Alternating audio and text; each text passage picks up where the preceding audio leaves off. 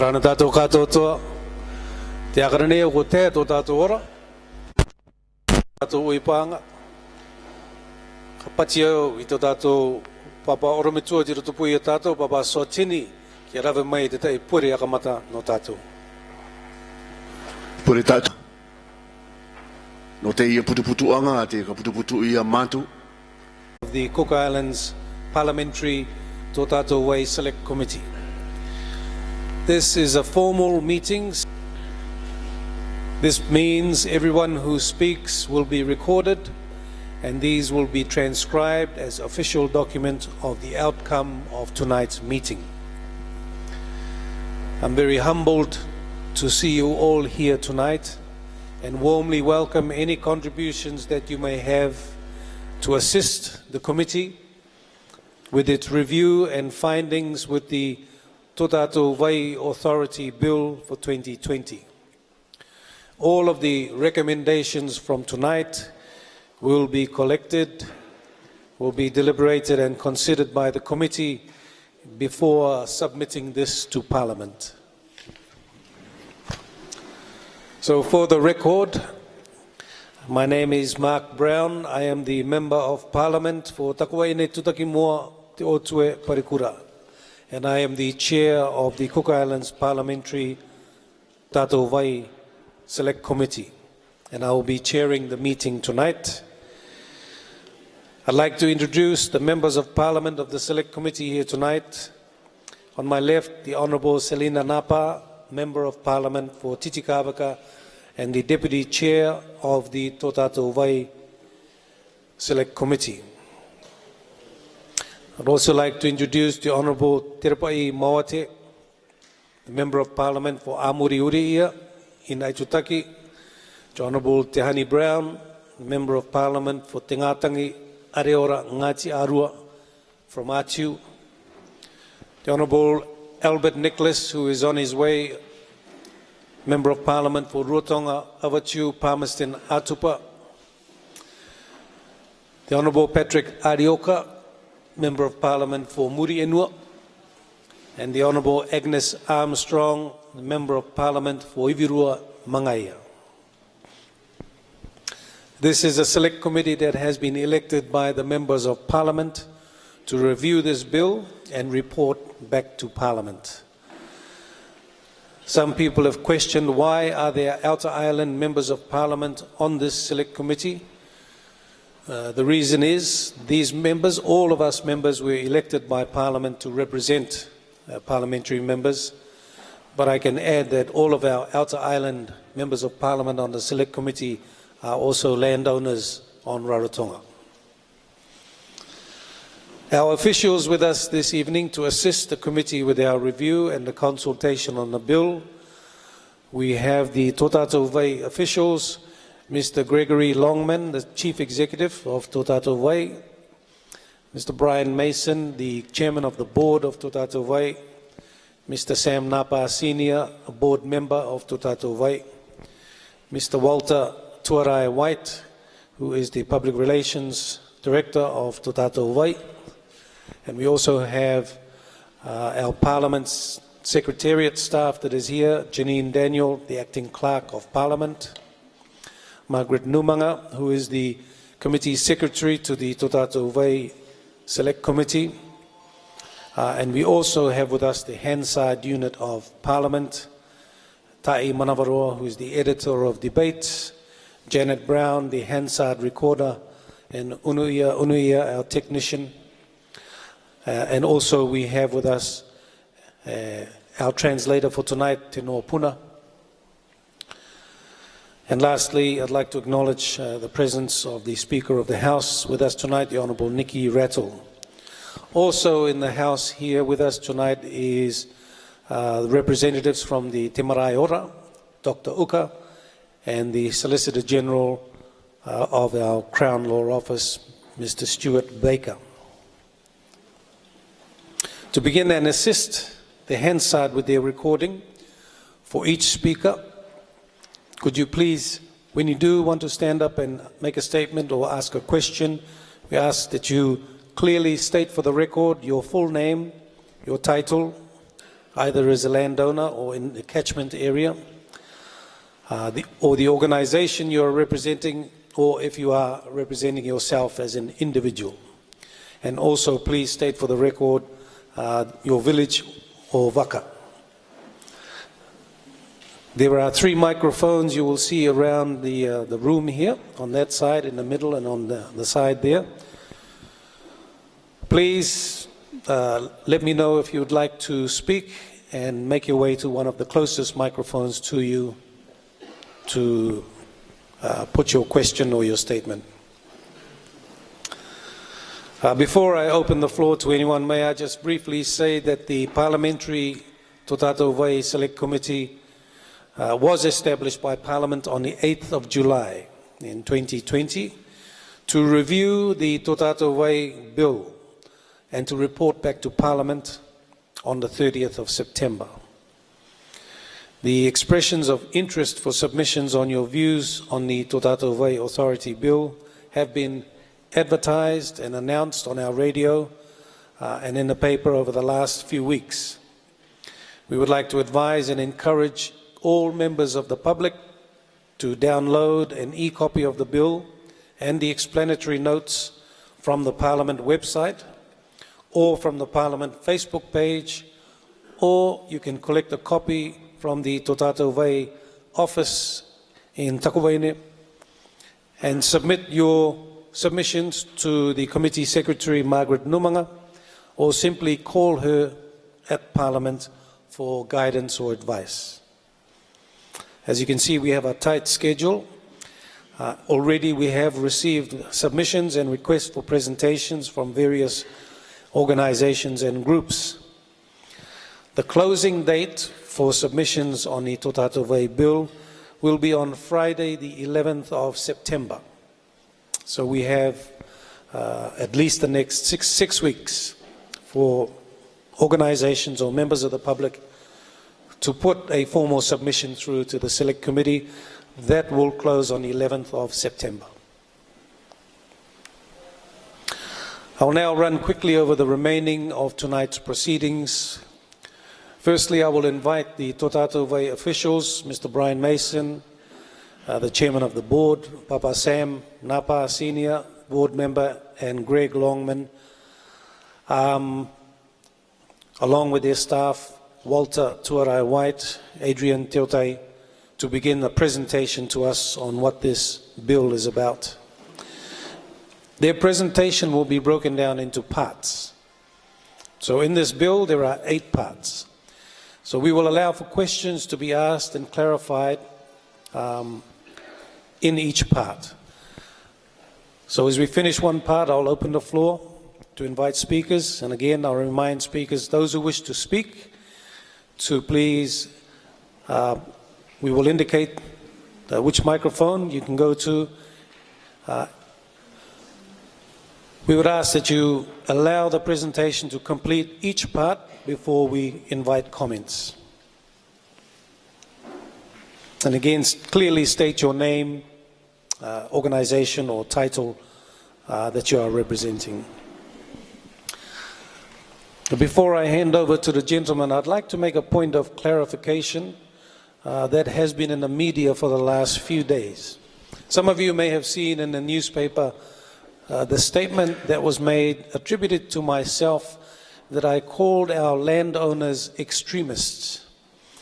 And I took great exception to this with the editor of the newspaper, because that was never what I said. And you would see that on Tuesday's newspaper, in a small corner in page 4, well, apologize made the editor, and he states that, yes, Mark Brown did not say that. I'm not sure me wa kitana ia koto, but o te tūreo ki te, o te editor, te teitei mena nare tata e tono manako, mā tue, o tata e te tata pikika, tarawa ke, o irina ki rao ki te tei pēere. E tiri ka uki mai e nā muri mai ake, i te tuku mai tāna akatanoanga i te newspaper. I te marama o ki tātou i tia pōnei. So, ka teke tātou ki mua. At this stage, I'd like to hand over now to our officials to begin. Firstly, the presentation ki tātou kātou tō, mua ki tātou kātuku mai tō tātou manako. norungai tia tarato ka kariritu ya tatou katoto. Thank you.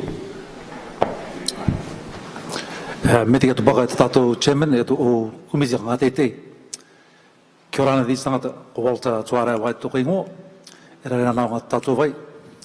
E tamai se take te e no nei matawera te tuatau. Kia ka me te ki e goto kātou toa o ti aere mai te ai ai. Kia uriri mana ko tātou morungai te pira. Te ka te renga tātou uriri mana ko te ai ai. Ka mata tātou ki a Papa Sam Napa. Ka tuku mai ea te kapapaanga o te kapua ngā wai. E tukanga te wai ngā roto te paipa. E tāzu ki tātou ngutu are i rarotonga nei. Mei te kamata mai ana. And ko te tai tangata i roto te plani anga te wai rarotonga nei toko toru mātou. I roto ki te karangai e te Matawai Project. Nā mua ka neke tātou ki akaratia me manako e mua ni. Ako maramu ato te tai te akanoa te tango o te tātou pasiri. My name is Dad Napa. I'm from Arorangi, and I am one of the 3 members selected for the Tatou Vai, and I would like to give you an outline of what have been happening in the past. Nā tōku tūranga arena tāpi inu tēne i roto i te agriculture, the Tanton agriculture, it's 1966, graduated here no Mass University. Now, roto i te agriculture, e tuanga tai no runga te agriculture engineering. Wita pōro tātou tēne au, te wai te mea pupungo rātu i te Tanton. I attended the Mass University in Palmerston North, of Northern New Zealand, in 1966, and I studied in the field of agriculture. In doing that field of study, you need to understand how the water works with the growing of our plantations, and I have an in-depth knowledge of such. No rere, akamata te tuanga ne te aie. Te mataiti tausini waruane rongo matoru, maramata tu mataitrai I tame te evangeli tatu pasel. You may be aware in 1823, the arrival of the gospel to the Cook Islands. So at 1828, I te rea te tuatau I akanoa e te tauru oere e te oromitua arana o Parakoti. And in 1828, there was an ordinance that was established by the leaders. Nā te te mea ka akara tātou re te akanoa anga re te I te tātou wai. So we will look at the outline of what took place about the water. Can I have that? So I kone akara tātou I te akanoa noa. I te mataiti 1849, te tātou established in 1907 to 1910. No. To 2021. Yes. Nā e tai anere tō mataiti. So we will notice we have spent about 114 years in developing our water system. Nā agara tātou I te next one. Tera, I kone I te rea tuato 1845 akanoa I te aro akaere nā tu I ariki. And you will notice in 1945 it was the establishment of the Cook Islands Federal Parliament, made up of consists of Pāriki, Makeatakau, Tinamana Meriana, Tinamana Merian. Koratu Takau Manimua Takamata.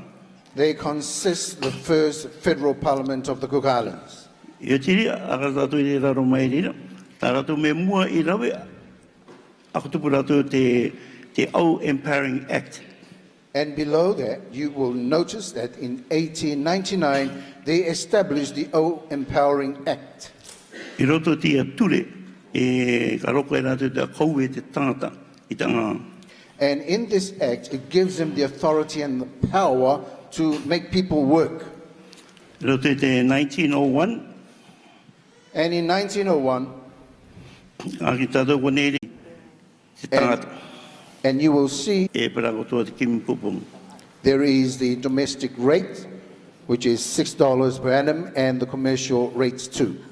No te 1964 mga tawiyang atay no te mea ro te turi takere ko te resident commissioner ko te tangata mata ti teme ko mono i te Queen's representative. And in 1964, Tawiya ko amendment ko te tau ture no rungo ki to water rates wa te tuato te paparapati chipu i te.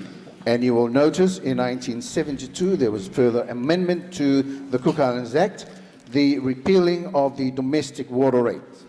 Te mea rao ke kari taui i koe uki te wai tanganga e te kimpopong. Ma ni rā tiri te wai ne e kare ko tai i te taki i te rā putanga te kimpopong. But let me remind you that the commercial water rate has never been repealed. It remained ever since then, but no one has been paying for this. Nā aga tātou rea no e mata tātou wai ki tātou te ngā rāna e ua. Te takono o ngā te wai a te tua orongo e me tako mai ngā te enu. So let us look at how we have established Tatou Vai, and we will see how we get our water. Nā te me mua ko tā koe runga rea e wai ua.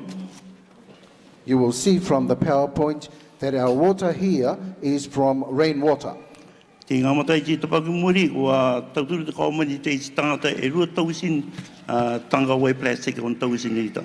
And you may recall a couple of years ago, the government had been supporting our people here in Rarotonga by providing about 2,000 water tanks to help us. Nā te tai wai re tā tātou e use e tanga nei te te mko i karanga i rea e surface water e prakoto te tai rea te underground water. There are three main way of us getting water. Firstly, rainwater. Secondly, surface water. And third, underwater ground. O marama tātou e te turanga wai, ui te tātou ngai maunga, paura te wai e tampu wai ki runga, ka te mai rātou, tapanga mai rātou ki rātou te kawai.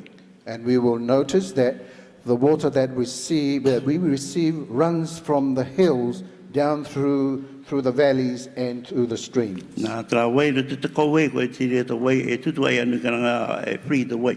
O te rā te wai free. And this is the water that we are all claiming. It's free water that runs along the surface into the stream. Ki tātou rea paura te anga i te rea te tāna me i maani, i koi te wai no tātou i awana, awa tiu, ta wai ne, Papua, Matawera, ngā toe, taipara, tupapa, totoko i tu, muria wai, rutaki e turang.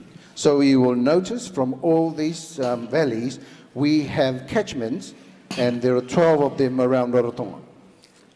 Te manamana tā rāo ke o tiri ro wai, me tame te tuatou ua, me te tātou ki te nei, ka te tiri, te tutu, no ronga te awana ato tātou mea, wai numero ta i rā tiri. So you will see when we have wet seasons, there is an overflow of water.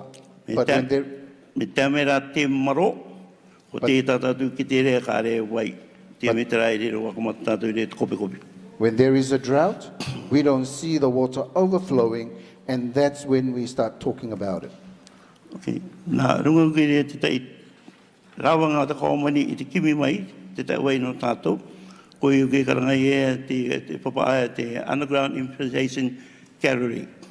There is another form of gathering water for us, and that's the underground infiltration galleries. Nā i kone e a rātou i mānie i awana takuaine awa tiu Papua.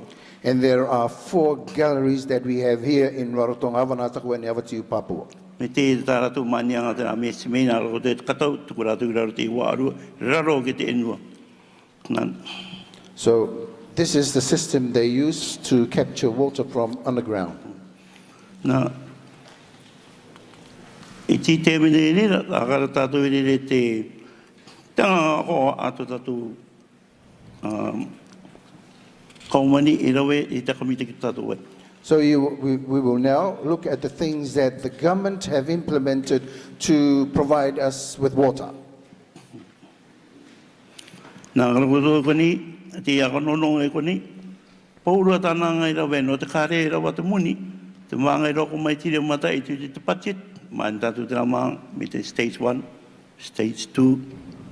Aki toko toi e mata I te āra maari anga te e pōna te me āre rawa tātou muni. So you will notice that there are different stages of development that the government went through in building our water system, because we did not have enough money, so the government provided enough money to build each stage as we go.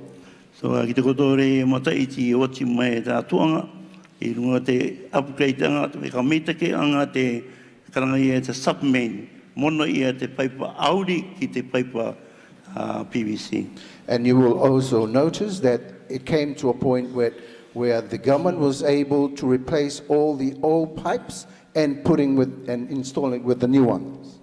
Na te mai tātou re tera e toru I raro, ko I rea te mai tera e akamata e te Tatou Vai project. And it was during stage 12, the 3 stages, that's when Te Tatou Vai started. Na te tātou nere, o te tātou re ki te turang. Now we are in that stage. Ki te koto te runga tā koe I akano o mai ki runga, te au to consumers. You will see, according to the PowerPoint, that the top part refers to the consumers. Okay, te rira te mea ti teme ta tātou te rai e tanganga ne ti teme. Marira, o ti te rai raro ne, paura te ra stage, o ti e ko papa. On that PowerPoint, the TMV stage 2, we are discussing about the consumers part, and the new part at the bottom, they are completed. Marira, e tamanmantanga te, kai re tātou e roko tanganga tiri no te runga patu te etni. But there are some issues, disputes, and we are not going to proceed with it. Nā, runga te wai I te teme nei, ere te wai kia. Now we will look at the allocation or the distribution of water. Nā, ko awana, ko iu ke tera karamurumura. For the red allocated area, it's the areas being covered by Avana. Nā kai ki tātou mi ngātangia e titi kāwaka e arora nei e tātou I koni, te wai e tātou e inu nei no hawana mai. So you will see the main pipeline from Ngatangia covers whole of Ngatangia and the beach side along Titi Kavaka right here to Puekura. Nā kai tātou re te matie, turangi tiri. The green sketch area, it's the water from Turangi. Ara mai nā tātai, nā tuatai I matawera, tupapa, ara mai ke uro topanga e koe te radar. It covers the whole area around Turangi, down through Matavera, Tupapa, and down to Nikau. Nā te watiuri e ko tera rengaranga e ara mai e ki tai. And the Avatiu Valley covers the area that is shown in yellow. So akamutu e ri ki ko I Black Rock, ko iu ki tanga I akamutu e tō Havana. And that ends at Black Rock, where the other area where the water from Havana finishes. So nika me tātou iri tō takuai ne, mi ko mai e te kauai I awatiu, e re e ki te matara I te tua matawera te ngai tūporo tūpapa. Tāna tuanga te rai anga e. So the other side of Takuene, it covers for the light pepple, So area that covers up to Matavera. Amere te me ware au ria nā te pūpaipa o matawera e tūpapa e anga I tiri patong.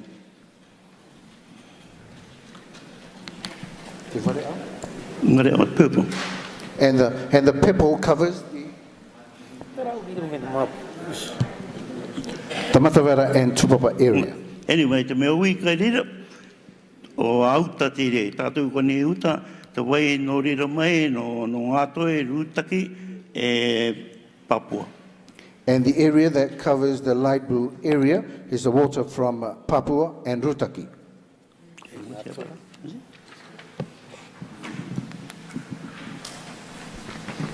Brian Mason, Chair, TTV. Tatou Vai Limited was established as a limited liability company owned by the Cook Islands Investment Corporation when it became clear that there would need to be a company established that would take over the management of the Tatou Vai project upon its completion. Ko tō Tatou Vai, kua ka tina mau I te rera no te tai tātou poto ua, a ka mata mai I tera runga urumari ma o okute, Rota wasini e tainga uruma itu I raro ke I te tamaru a te Cook Island Investment Corporation. There has been a bit of confusion due to the similarity of names, but the Tatou Vai project is PMU, GHD and McConnell Dow. They are the people responsible for the construction of the network. E te wai nei te ta iau tuangatai I roto I te o ingoa a paina ea nei, to Tatou Vai e pera katoa te matawai, ko te matawai nā rātou I akatina mou I te o ka ngai kakapu anga vai I raro ki te anga a te McDowell. Our involvement with the intakes in particular begins on the commissioning of the network and not before. On the commissioning, on the completion of the project. Ko tō mātou piri anga I rere ki roto I te ia, te o te anga te o anga e rere mātou e akamatai tā mātou tua. Excuse me, Brian. Can you just speak in a little bit more English language rather than legal language? Oh, yes, sir. And I think people are struggling to understand from the speaker, a little bit slower, so that it's easier to hear you. Thank you, Chair. My apologies to the audience. The intention through this bill is to convert this existing organisation into a statutory corporation like Te Aponga Ports Authority, Airport Authority and Bangkok Islands. So Ko te tumu I anga I ai te putuputuanga to Tatou Vai, kia katina mo I rātou I raro ki te kopa pature, kia ai te rātou me te Aponga Uira, me te Bank Tango te Cook Island, Airport Authority, e Parauto Port Authority. so that it is properly accountable to the public, just like those other organisations. Me anga I rātou me te tū, e tika anga I rera tō rātou ki report mai ki tātou te kaumani e Parauto te iti tangata e ate o anga tā rātou I rau. Walter Tatou White, Tatou Vai. Ka uri au ki te rau papa a te tuatau, ki kore tātou tāke konei ta I te uri tako reo haitutaki. Tatou Vai bill purpose to operate, manage and maintain a reliable public water supply system. Ko te anganga a tō Tatou Vai, kia rave ki anganga ki aka aere, ki rave tamo ua turai I te oronga mai, I te tai vai ka irina ki ia e karau koe I te oronga mai. To be self-funding and not make a profit. Nāna rai te tānamuni e kime mai, nā rā kare e anono ia kia maatatu tānamuni, kia popinga ia ai. To recognise the importance of landowners in the catchment areas. Te tai ngā ia kui ngaru poina, ko te ia tuanga ni o te vai, nā te atua te rei oronga mai no tātou katotoa. Te toru I reira, te kite tātou te popinga o te au atu enua, ki runga I te au enua te akatu I te iaonga I kakapu vai. And be accountable to the Cook Islands Investment Corporation. E ke rau ka katoa eri te tika anga e, kia ripo te rātou, kia kite te rātou ki te Cook Islands Investment Corporation I te wanga tā rātou kārawe. So Tatou Vai authority establishment and functions. Ko akatina mau ia te kopapa e tā rātou o ngang kia rawe rātou. Let's be clear, the areas of operation of Tatou Vai is limited to Rarotonga only, and at some point in the future, Haitutaki will be added by the QR. Ko te kopapa nei, tō Tatou Vai, ka anga ua te rera ki runga I a Rarotonga nei, e tā teta I au rā ki mua, ka atumu I te rera kei taki. The functions of Tatou Vai is to collect, treat, and distribute water here in Rarotonga. E ko te au anga I rera a tō Tatou Vai, kia koi mai, me kore kia ka meitaki I te turanga o te vai, e kia oronga mai I te tai vai ka irina ki ia, e vai meitaki te rera, e nārto kotoa I te tai au tutakia. To meet and prescribed water standards. E ka anono kotoa ia tō Tatou Vai, ki oronga mai te tai vai e turanga ngā te te tono. To manage our water resources and also to find new sources for the future as we require it for our demand on the island. Kia ka tere I te au tānganga o te vai, e tarunga o te rera, I te kimi atuanga I te tai au vai o me karauko mai rā I te tai. Kia ora ana. My name is Greg Longman and I'm the CEO of TV or to Tatou Vai. I'm going to talk about where the service will be to provide water. Greg Longman to Wingo, o te anata ko anga, I roto I te ateanga ka tuatu atu ki tātou I te au ngā I e karauka I mātou I te oronga atu I te wai. Under Section 5, there's a definition of a full service zone, and the chart Ke I te irawa rima, kua ka taka mai roto I reira, e ka anono I mātou ki oronga atu I te tai wai. and the chart on the slide at the moment shows the island of Rarotonga, and the blue line represents 30 meters elevation above the datum, which is defined as the high water mark, mean high water mark, which is basically the sea level. Ke ki te ara koto I reira I te akatakaanga o te mapu o Rarotonga nei, nā o I te tātai, e te akairo hauika, blue. Kua kairo I te reira, ko te te ia o te ngā I ki roto I te inua, e karauka I mātou te oronga atu I te vai ki kotou, kua ki te ia e torunga uru mita I te are mei tātai mai. The service zone will be below the blue line at 30 meters elevation, and it encompasses a majority of the dwellings in Rarotonga. Ko te akairo reira I raro nei I te akairo anga hauika, ko te au ngā I te tātātou ka pāpu e ka tai atu te wai kia kotou. And it was designed or selected as being a point or elevation where a good service pressure will be able to be achieved at those dwellings. Ko te reira te akamaramanga, ko te au ngutu are nei I raro nei muria ki I te akairo anga hauika, ko te au ngutu are te ka tai mite ki atu te wai kia kotou e ka riri nui rai te reira.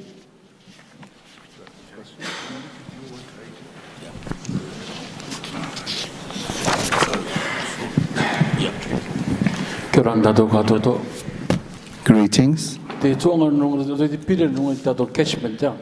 A ki tātou te pire tutone te runga te catchment boundary. Kia marama tātou te tuanga ngai e tai nei tātou te manakone te pai ko te land boundary. I nara te rote te runga ratonga rote te Matawai project e taingauru I pūpaipa I aka o ia. A mera katoa e taingauru I catchment boundary. You will see, according to this plan, there are areas that was identified, 10 of them, where catchment has been built. Esa ka marama te tātou aka pe te aka no ianga te catchment boundary ia. Tā tātou aka marama mo no ngā toi, ko te pupepa e angai nei toi uta, me te aka marama ia, I roto ia koe pue koro. And there is the catchment for Ngatoe. It covers, the water comes for Poekura. Te aka nono ang kato tō te, tā tātou ki te ne, ko auto te ngā toi arumai runga I te kena inua, Edinburgh mai ki tai. And you will notice it comes from the top and runs down. A ki te tātou ria te ngai I akaria I maka ia ko tā tōngo auta, ko tīria te catchment boundary. Ka re include mai te ngai aramene ki raro. So the catchment area is restricted only to the top. It doesn't cover the bottom. Ke marama tātou ria te ngai tiko tinga I raro te akamataanga o te boundary I raro nei, arato para ki runga I take maunga, ko tīria te catchment boundary e tuto nei madarotu I te pira. So you will notice that there is a line at the bottom. It's from that line that goes further up. That's the area of the catchment that we're referring to. Te ria te akaranga I te catchment boundary. I araro nei te me kakita do tera ngai I roto pūtika I a ngatoe, ko tīria te ngai akatui e te pūpepa e te ame au e akatui nei. So in the enlargement of this map, you will notice that the catchment is built somewhere in the middle.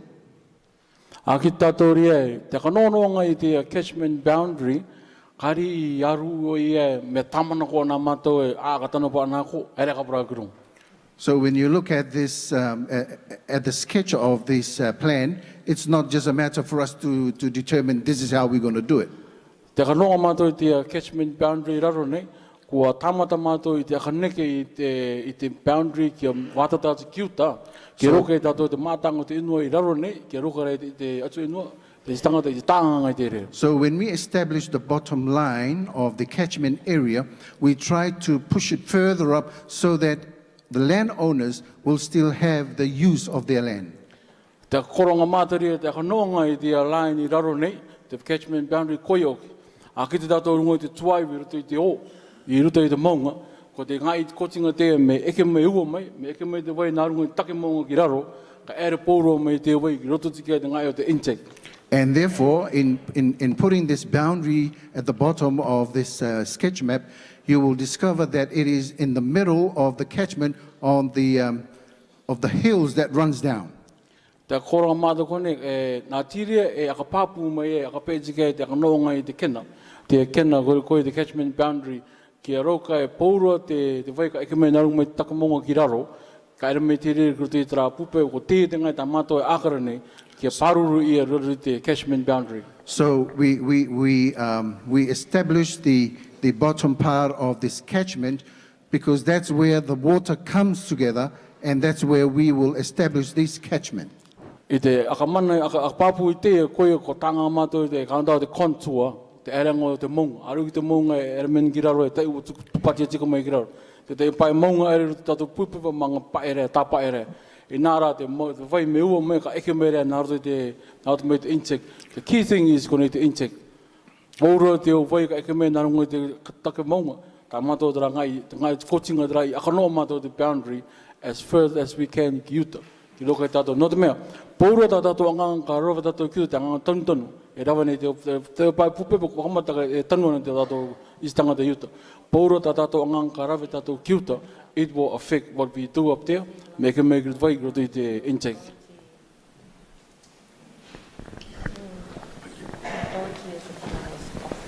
Brian Mason, Chair of Tatou Vai. For those who have the bill, they will notice that the boundaries of the catchments and the valleys can be altered by regulation under Section 66A and B. Mea kara koutou I roto I te waka no anga no te au kotinga o te au ngai kakapu wai, te rarua ki te aka tere anga o te ira wano o rumaono o te ture tamana. That is to rectify any mistakes, but some landowners have expressed concern that section could be used to cut out landowners who shouldn't be cut out. Waka tina mo I te no te aka taka anga kare no te tai mana ko ue ka rau ue te tai tangata I te taui, waka tina mo I rā te rera, e roto I tā mātua akaranga ki te rai mātou I te tika anga o te inua, atu inua kirunga I tō rātou inua. So that will be changed. Tāmana manatanga te tai kirunga I te irawa nei, te tai pai ka rātou I maraka I te rera, kai nā roto te ki te atu e karauka I te akatuke I te rera. In most countries, the government owns the land where the water is collected from, called the catchment. I roto I te mātanga o te o Basileia, ko te o inua e te kakapune I te vai no te komani tere, no te korona tere. In the Cook Islands, the government owns none of the land the water is taken from. It's all owned privately. I te kuke are nei, kare no te korona tere ra tuanga inua no te atu inua tātakita. The government has asked the private landowners if they would make a sacrifice for the good of the residents of Rarotonga. Kua pati tā tātou kawa mani ki te au atu inua tātakitai, ia aka ātinga mai I tō rātou inua kia tānganga I te rera no te kakapuanga I te au kakapu wai. So that no development occurs which might damage the water supply. E ko te irinika I ngā reira e, karauka I te pāruru I te iaunga e nei ki kore e tākino I te vai. Landowners so far have said, yes, but we will control it. Ko tōtua mai te au atu inua e ka ariki rātou I te rera, nara ko te tikanga aka tere I te rera kia mātura. Part 3 of the Act deals with the establishment of catchment committees. Ko te tuanga toru o te ture, ko iogu te akatina mo anga I te au komiti, And the landowners of each title in a catchment e ko te au atu e noa e tika anga tō rātou ki te iaunga e kakapu ai, will elect one person to represent them, e tai mata, e tutua no rātou, and they will be all the landowners' representatives in a catchment will make up the catchment committee. e ko te au mata meroto mai I te iau kakapu ai nei, ko rātou te ka ho ki roto I te ia kopapa o te au komiti o te kakapu ai. Any person who wants to do anything which may affect the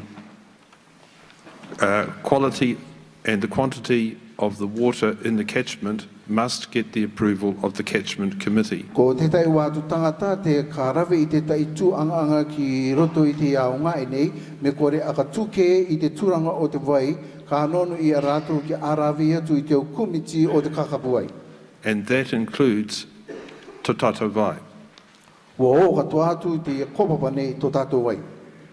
If Tatou Vai wishes to put anything on the land in the catchment, Mei te mea ka rawe te tō tātou wai I te tai au apinga ka katu I roto I te anga o te kakapu wai, it must seek approval and pay compensation. ka nonu I a rātou ki tiki I te akatika anga a te kopu tangata e ma te tutaki atu I te tai tutaki anga mun. Yeah, I think if the chairman's happy at this stage, we pause. Tēnā rea. Tēnā te akamarama angi ki a tātou, I te tai tuanga o te pira nei, no runga I te akatupuanga I te kopapa nei ko tō tātou wai, I te akataui anga mi te akamana anga o te company raroa ki the Companies Act, te akataui nei tōna tūranga ki aitere mi tō tātou te aponga, the Ports Authority, the Airport Authority, as a statutory authority. Nā ko tūtua mai, no runga I te tuanga nei o tō tātou inua. Ko te inua te tūtua I nei, ko te inua te iutaki I tō tātou pūpai patikai. Ko te o te ngai te kapu I nei te wai, te kā tea mai, nā rato I te o peka ki tea mai ki rato I te kauai, tea mai rere ki rato I tō tātou pūpai. Tēnā te akamarama angi a tātou kātoto, me e toko tō tuatau te, me kai nangaro koto I te tuku mai te tai manako, me kāre te tai uianga akamarama. Please, tāki mai te orima, e tiria ka ato o tō te tai microphone kia komo mai.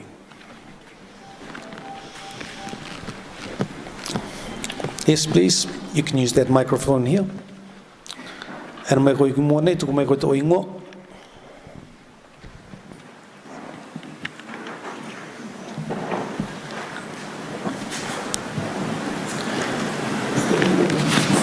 Yeah, I think this one's closer.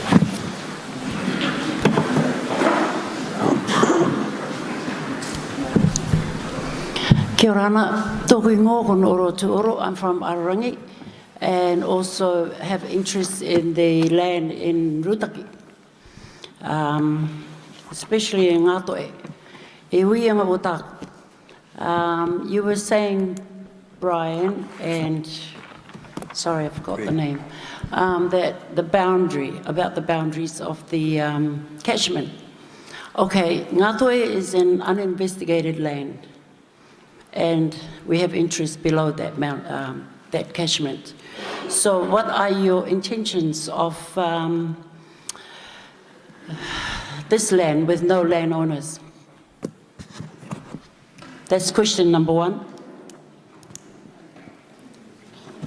So how have you planned to form a committee for this land that has no landowners?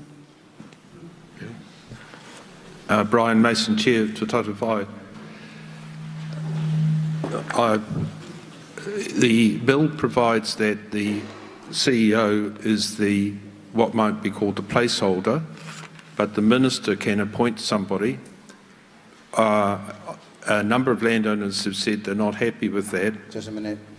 Ko te akamarama, Ko te au e noa kāri I kimi I ake, ka iki ia te CEO e koia te kumiti I runga I te rau e noa, e ka anono katoa ia te akatika a te minita no runga I te re. The difficulty is it needs to be clearly defined in the Act. It can't be an uncertain group of people, because that's the problem we've got with Article 66A of the Constitution, where there's no definition of aronga mana. Ko te iki anga ki runga I te ia, nā te minita e tuku I te reira, nara e u tāmana manta anga teta I ki runga I te irawa ture, e ke tau katoa ki te irawa o te tatatu ture tāti kuke are. So what we need is a named person. It could be President of the House of Ariki. Hang on, Brian. Sorry? I think the question is quite simple. It's Well, how do you get the what was the land uninvestigated? Yeah. So how is the customary landowners going to appoint someone on land that is uninvestigated? Well, the problem For the catchment committee. The difficulty is that if everyone recognises who the customary landowners are, that's fine. But if there's any disagreement, because there's no register of titles, you need to have somebody who you trust can make a decision. So I don't really mind who that is, but you really need this person on reasonable belief. Says that's the person. These are the people that should nominate the person. That's the difficulty, because with customary land, unless everyone recognises who the landowners are, you can't work out who they are. Yeah, well, the problem is that is going to cause a problem, because as you well know, that uninvestigated land, the people that live underneath it, they are the ones that are entitled to go on that land. At the moment, there are quite a lot of blocks of land surrounding that area. And I have been up there to have a look at where this Ngātoe catchment goes up. And you talk about boundaries. And I think that boundary that you have up there is not exactly where you are pointing at, because you've already started the work from way down near the flat area. And that affects the landowners that are on that block of land before you even get up to the catchment. And I don't think that there has been much involvement with that land Ngātoe, especially when it's uninvestigated. I have strong interest in there because we're right below it. There's a lot of families that own land underneath there. So I have a problem with that. If you're going to say a CEO is going to be appointed, then maybe you, Brian, I would ask that if you could help us with this, that all the land that's around that catchment should be asked to get together, maybe with you, all the people around that area. That's a very good idea. And you're the only one that I can trust to do it. So you talk about trust, and I trust you to do it. That's a very good idea.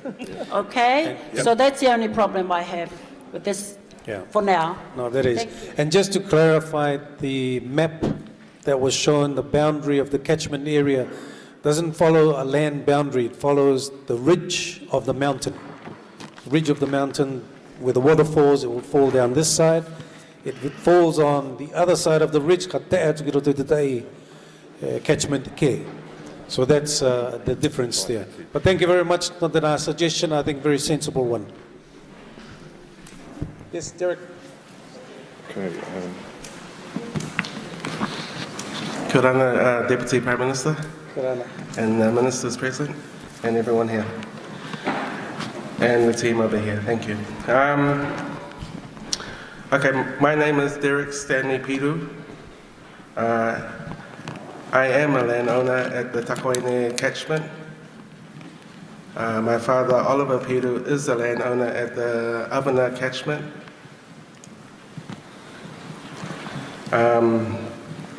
I think it is sensible to charge for water.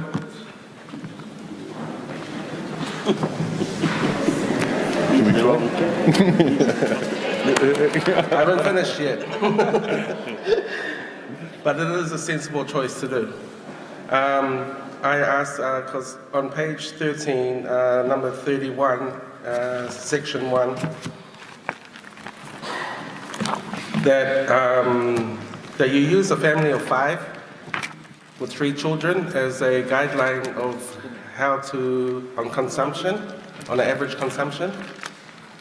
And a good idea would be to talk with our outer islands, because water is precious, and they would know how precious water is. Okay, number 2, I've listed a couple of things. We already have in place, this is for our growers, we already have in place the old system. It's going around the island. Growers don't need clean water, they don't need chemicals in the water. Why not use the old system to feed our growers for free? Most of our water goes out to the sea if it's not caught and put into the current new system.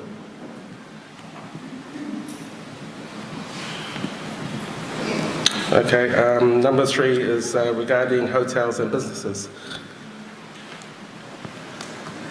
Okay, I suggest that we charge, that's where our water is being consumed. A population of Rarotonga is only 8,000 to 9,000 residents. We have over 100,000 guests, usually. If we want tourism to grow, we need infrastructure to match. We shouldn't be charging us local people, but we should be charging the ones that are making money.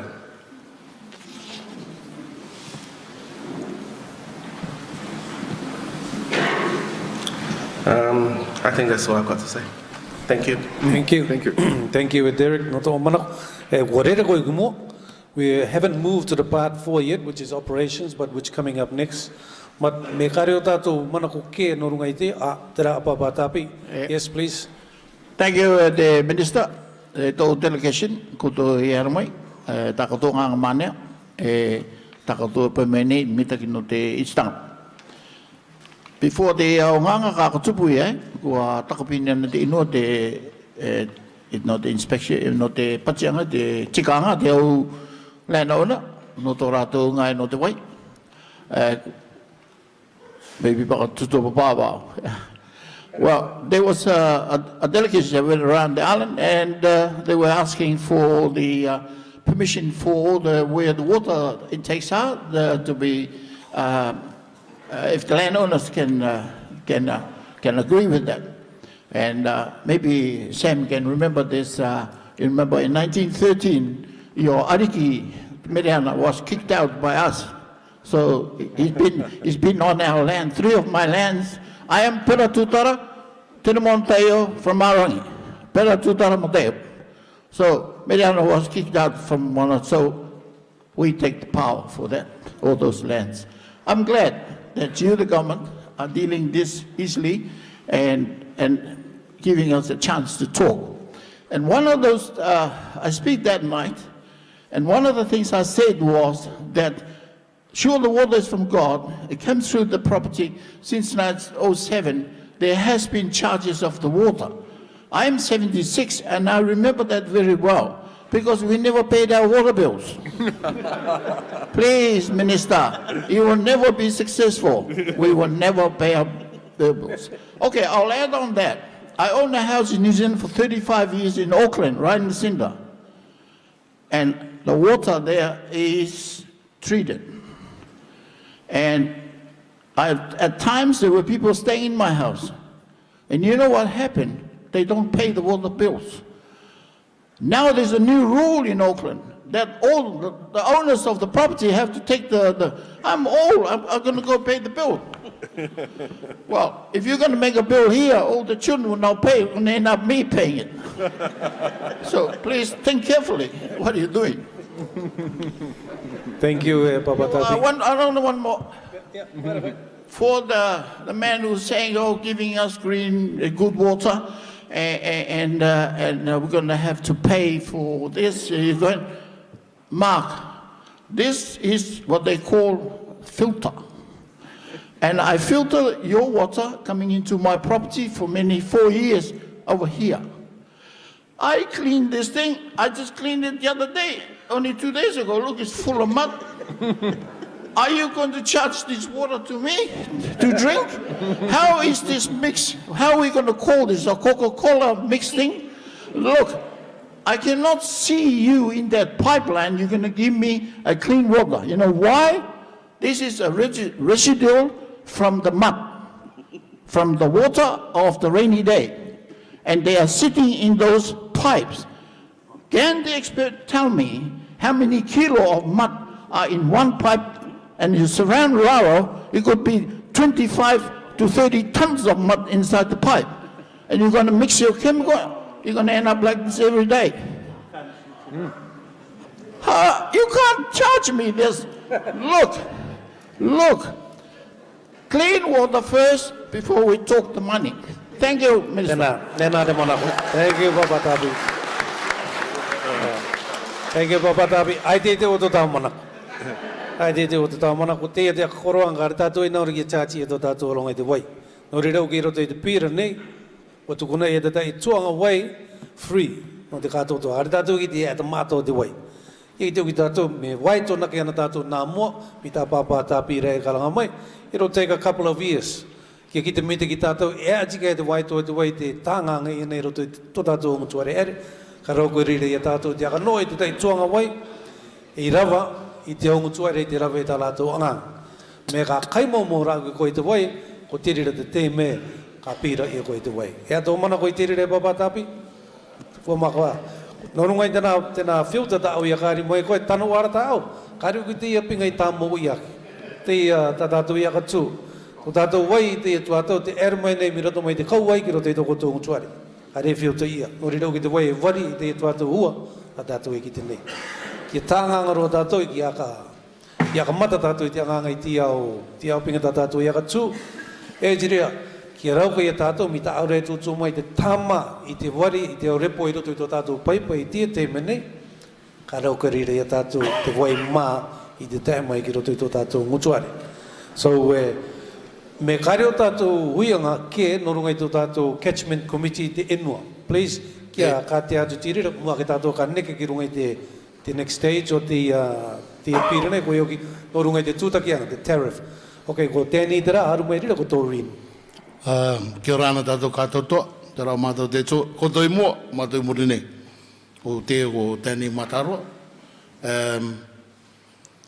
We hang over Taku Norunga, the Tanta de Karanga, 30 meters.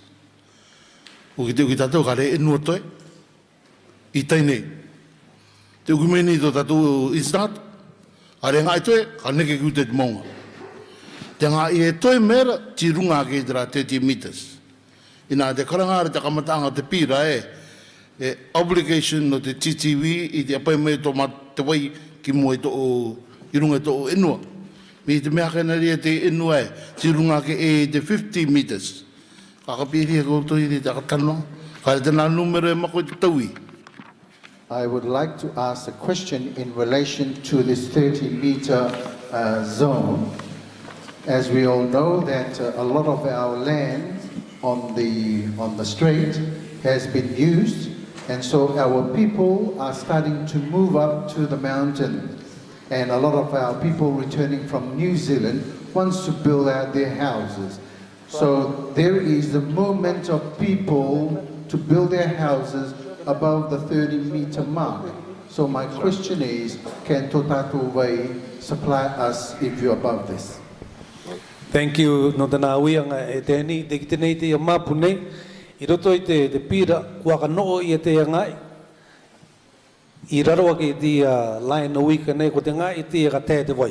Itu Gitato to Tatou Vai, a gravity system. Kare Pamu, Kare Eping a power, a operate way. Gravity system, not mere a system Mama Ogite, Gartato e Tutaki. Ote the Tete, the Gateti away, Megatuko to Are Irunaki, iti a Tete. I Narokwe, it did a Pamu get there, the way Huta to Are, Megare. Teta itanka eraukaia te kapu te ua me ua mai I tau tuato. Te ravanga ka akaratato I te mutuare te oronga te kakatū tō rātou are ki utai te maunga. Kai nāro i ki prāni mei te ki rātou mea katū koe ki utai te maunga, ki marama koe kare te wai te ki utai te maunga, ki utai te teite o te maunga. Kai nāro i ria, te tai tauturu, te tai pāmu, me kare te tai tanka wai, te wai atura te o kimpo pinga, tā tātou karawe tātou. Pa ke marama tātou te wai free, o tō tātou wai, te rātou na waitu, te kātea. Ai, no te nā mana tāu ki ria, pēne ki akara i rea te aronga e ora ki runga i ria, i te tai manga tauturu. Pēne tāke mai tā rātou allocation ki runga, me kore ki mai te tai rawanga i te balance i tā rātou ka tutaki, e te ronga i raro nei, mako o tō rātou pressure. Te rua toko mana. Akara mai tātou te presentation i mua kena te akita me angai na te wariki pōrua i akamata ti anga. E te akatika i te wai, ki tukuna e ki te iti tangata, e ki e tchāti ia. Ia koe akara tūra i tra set up, e akapapu tīrea ki a koe, paurua te enua no te uiariki. Paurua te enua no te uiariki. Er mea au ki ria i muri mai, te taru mea ngā te papa a kirato. Karanga i e ria, uninvestigated land. Mana tā ria tātou i ria te karanga e, kare e atu enua i runga tera enua. E mana koto, pēne ke, me tēr ki tera turanga o tera enua, uninvestigated land, e tātou e mangarupoina, e atu enua to teranga. Pēne ke, karuke nā te arike, iki mai te mata i te tūkira te tera komiti. Me kore te tai aronga taonga, nā rātou e iki mai te mata, harire tātou e taro ake. Me ka karuke tātou nā te au atu e noe oke mai, te ia rea tātou e mana tā nei i roto i tāre kawa. O te emana ko otra, a karakara mai tātou, nā tiri rapa ae, a ka matara mai ea tātou. Mā tā ua atu rea tāko ueang, tera ua tāko e rono ti temi. Kia ora ana. We'll now move on to the issue that's been raised by Tapi, which is water charges. Sorry, you have one more question from Doreen. Yeah. Sorry. Kia ora ana. My name is Doreen Boggs. I represent, there are landowners that I represent that have interests. Kino e i tako ine e pera katoa i take tumu. Pera katoa tukumitua wa ine. I roto nei te ipanga ki a e. Te mea mua, nurunga i tātou presentation i te a e. Tukumana ko, i tātou i mua nei runga i tiki ngākai, akarea koto i tātou i punga tukumere ki runga i tātou awata tutu, e akari mera, me te mai ki tiri e tuanga, aka blow up mai koto ki te katotoa. Koto o mua kone nanga e te ki te tona. Me akaratu ti arunga i muri kone i tianga e kari ki te tona. Please, ko te rā te tai, akara mai koto i tiri e tuanga. E pera, no runga i tā koto i paanga i rawe koto i napo i awarua. I'm sure there were some karipiti o rei tātou i tie po. I te tai o tumana ko ti tukuna i atu ki tātou ki koto. I'm sure in Napo, I takoto I panga in Napo ki te otonga. And I'm sure we don't want to keep repeating the same thing. E pati anga te, me kātika I koto, akari mai koto, e a te tai, aka tuke anga a koto I rauka mai, noro tu I tiri e ui panga I Napo, ti tukuna I atu, ti tamana ko I atu I Napo. E mana ko o te orunga atu nei ki tātou, ki kore tātou e repeat o re. I'm sure there was a lot of good points that was put out on the table last night, and I'm sure there was a lot of response from you guys last night. Ki kore tātou e repeat o re tātou ipanga e erani tātou. Ko e tutu atu neo, te akara neo, nurungai I te irawa, ono oru maono e tutuara e nurungai I te boundary. E taiku I ara nurungai I te boundary. Karewe arikiana, e nā koto me kore nā te minister or whoever is in charge of making that decision. I am referring to section 66 for the boundaries. I don't believe that the minister should be responsible in defining it. Or whoever is set to to make that decision. I believe that it should come back to the landowners. And if you did say that it can be changed, I don't want to hear it can be changed. I want to hear, yes, we will change. We will change that. Yeah. Ko taku e orunga e patia nei ki runga ki ngā kai. Me karo ko e koto nori au e karanga ne ta koto tuku anga i napo e kari mai ni te tatu i tangata no te otonga e mane te ko ki mai anga i te ya e katawi anga te tai a koto I tuku koto i napo. I believe that the meeting you had in Avarua, you have made some changes. So can you explain to us what are those changes for us tonight? Well, yes. Yeah. Karau ko yaku te pa uitirira.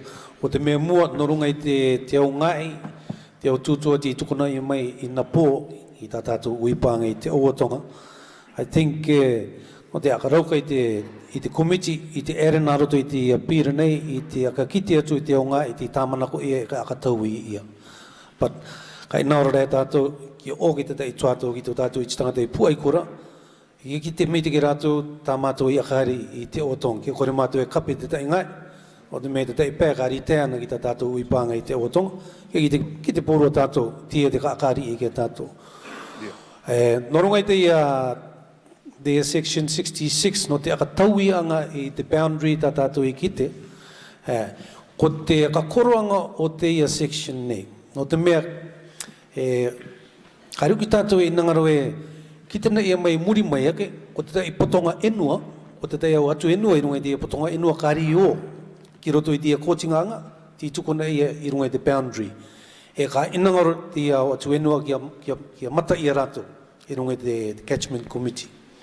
Ko te ia te tumu e tukuna ia te section ki roto e rauka I te tārua ko, I te tai atu enua te kore I ki te na ia mai, I muri mai ake, ko te ia potonga enua ti roto rea te ia I te catchment. But kariuki I roto I te pira. That's the only reason. So we don't want to miss out any potential landowner on a land in the catchment area that may not have been captured in the boundary. I muri mai ake. It is not to remove any landowner. It is only to add a landowner in. Am I correct there, Brian? Mr. Chair, you are correct, but the landowners are also correct. It could be used the other way, and that's their concern. So I think that could be addressed by providing that any landowner can apply to be included in the catchment, and that way no one can be taken out. I think it's the wording inside here, because it doesn't describe that. It doesn't describe so that the landowner is going to be part of it or not part of it. You know, it just said it would, have the right to amend the boundary. Yeah. What boundary are we talking about? Boundary for the right of the landowner to be there, or boundary so that we can build this catchment? So it's up to you guys. If we can reword that,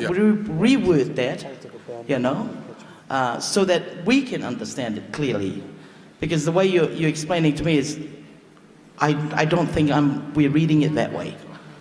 We're interpreting it differently. My second thought is on the, on the landowners, on the catchment committee that you have. You're talking about it. You have a speaker earlier talking about uninvestigated. I quite like the idea. Danny was talking about it, uninvestigated, land. Why don't we elect somebody from the Kotunui or the House of Hariki? Settle that. We don't have to worry about landowners trying to fight who does that belongs to. And then, for us landowners, if this pipe is running on your land, okay? If this pipe is running on your land, then some of you should be on that committee. I don't believe that it should only be one person, because some of these land, you have 1,000 people, landowners. One person to represent 1,000 of these landowners, I don't believe in that. And I think you should have more than one. I would say 3. I propose 3 landowners on here, you know, from these land. This is just a proposal. Yeah. Te akara ni tatou tika I tangata. Yeah. Noko tu ti au inu erika yusi ka tanga anga ia. E tae mai ni te vai na runga. Ere mai ni te paipa na runga. Noko tu. Ka inaoro rei ko tu. Ia e na te tai ko tai o. Akara ko tu te tai runga. Tu ka tau te ko tu kupu tangata. E mata noko tu. Ko taku e pai ni ki runga te kenga kai. Te toru. No runga I tatou e tutaki ni tatou. E papa umai ni ko tu ki tutaki ia. To tatou vai. Te akara ni eo. Ia mato e kapu vai nei na matu re te tanka kare na koto e ato koto manako e ata koto akapapaang akanono anga no te tiati mai te akarongo ni mato ka tiati e re mato. We noticed that in the bill that there is that you have the right to put charges on us to pay for the water that we have in our water tanks. What do you have to cover on that? Ko te eo ki te te eo ngai, ko tipu I te kumiti. Kare ti e roto. So me e tanga to o, kapura koe ta au wai, na aurei te rā wai. So that's it. Wow. That's off. Thank you no te kamarumon. Trai re wakarongo tatou katoto, toko tō were e kapune koto, kare koto e tiati ia. Tamo tatou ki rira. Te mea o penga, norunga I tā koto vai to anga I te ai te kapou anga vai a te o ngutu are. Ka ki te teo ki koto, ko te tai tangata e train e nāo te vai, I runga I te matare a kau ane. I run that water, why? To release the mud that comes down the road onto the main road. And it takes me half an hour to clear that water. And all it comes out is mud for half an hour. I wonder how you guys are going to charge me for that, for trying to clean that water, if you tend to come into that. We're not charging for the water, we're charging for the fertilizer. For the... Come by me again, Brian, I didn't hear you. Fertilizer. Yeah. For the fertilizer. It's not funny. Maybe we'll fertilize your water. So, no, these are the kind of things that you guys need to understand. We're the ones that live on this island. We know how these water run in our village. We know how we clean our own water, release the pressure so the mud comes out, so that my neighbors get clean water, including myself. The problem is, I have to let it release that water for half an hour. It would be amazing. What kind of charges are you going to charge us for that, just for cleaning that water? Thank you.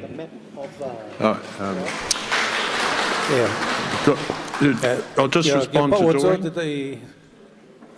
George, can I respond to Doreen? Ko te wari o ki tā Doreen I tuto mera me ki te akara tātou I te map, te rao ngai o te murumura, I te tātou I Arorangi, that's at the end of the water from Havana.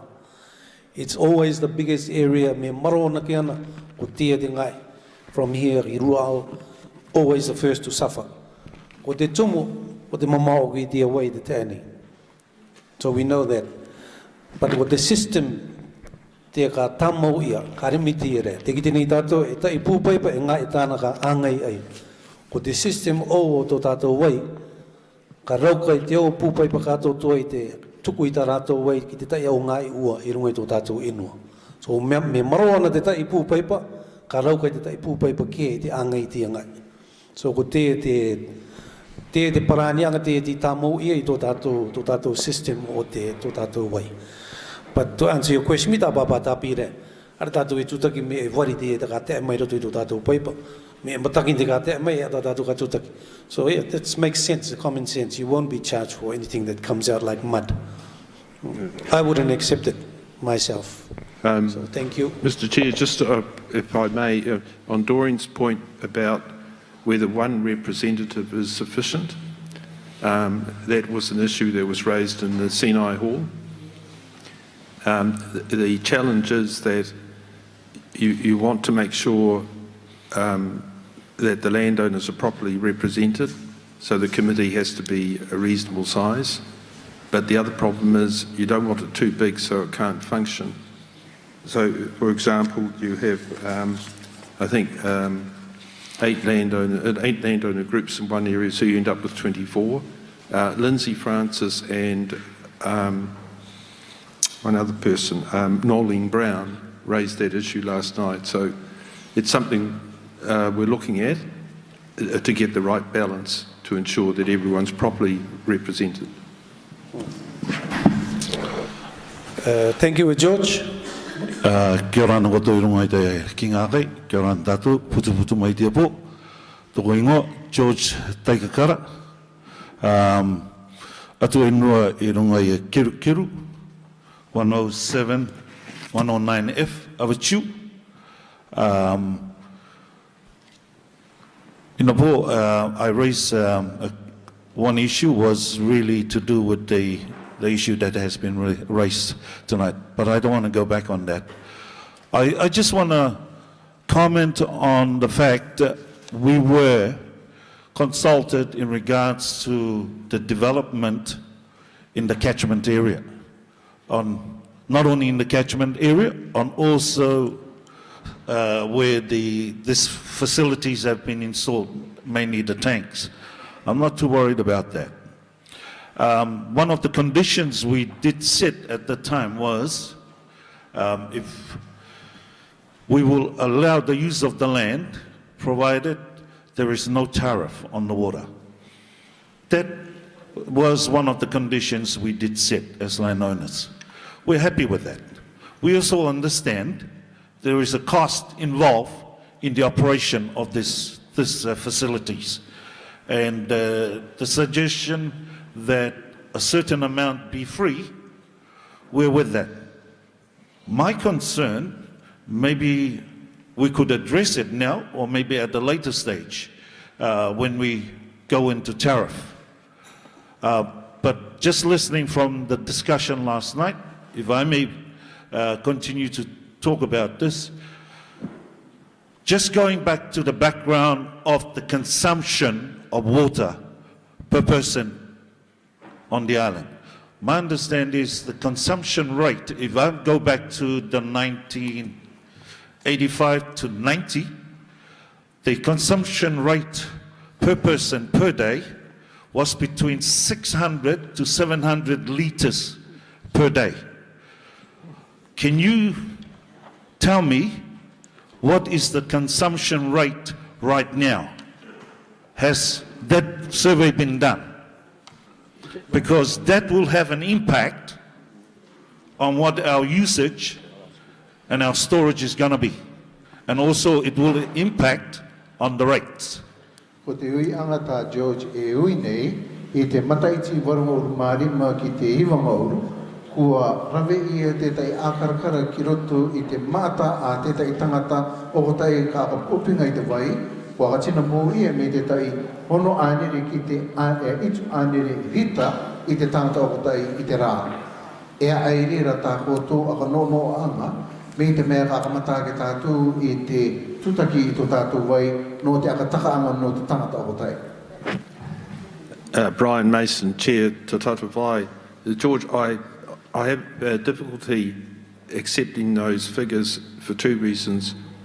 The first is because we don't know how much is being consumed, and we will not know until we install meters, and consequently no tariff will be introduced for at least 1.5 years. Also because, as Tapi pointed out, no one's going to pay for muddy water. People aren't going to pay for what they're getting at the moment. But the second reason is that consumption is far above the average in other Pacific countries. Now, I'll refer this to my CEO, Greg, because he's worked for many years in Vanuatu, Papua New Guinea and Kiribati.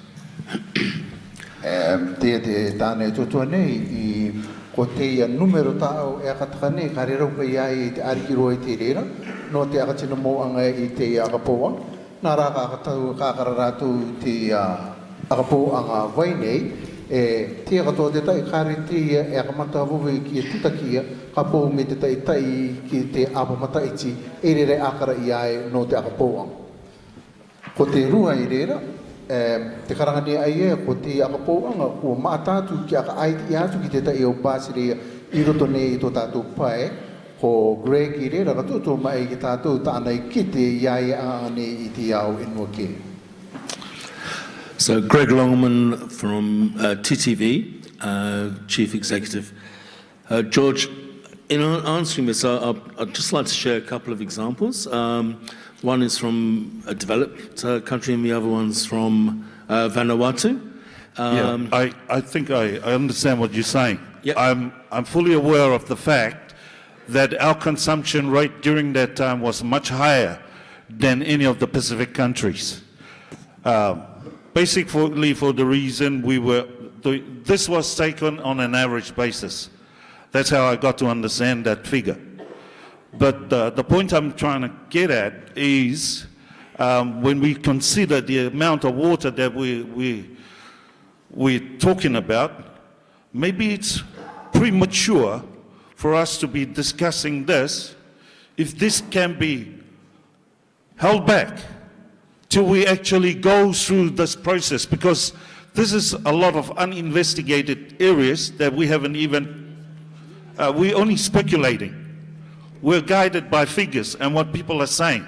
We haven't experienced this. And that's why I'm suggesting maybe we could delay this part, the tariff part, and probably look, although we're planning to set laws, because whatever laws we set here is going to impact on us in the future. And there are a lot of unknowns that we don't even know right now. We're only guesstimating. Yeah. I think, George, what the Act says is that there will be a free allocation of water provided to people. It doesn't say how much. And you're quite right. We won't know how much until we're able to measure how much households use, how much hotels use, how much our growers use. And that's a period of time. So that'll take at least 2 years before we even get close to that figure of knowing as much as possible we want to give our people free water. How much is going to be needed for that? Yeah, I understand that, and yeah, I'm not worried about that. The fact of the matter, I think it's, when we're talking about tariffing and all of that, I think it's a bit premature right now. I've got other thoughts that I want to raise, but I'll raise that later. Thank you. Okay, thank you, George.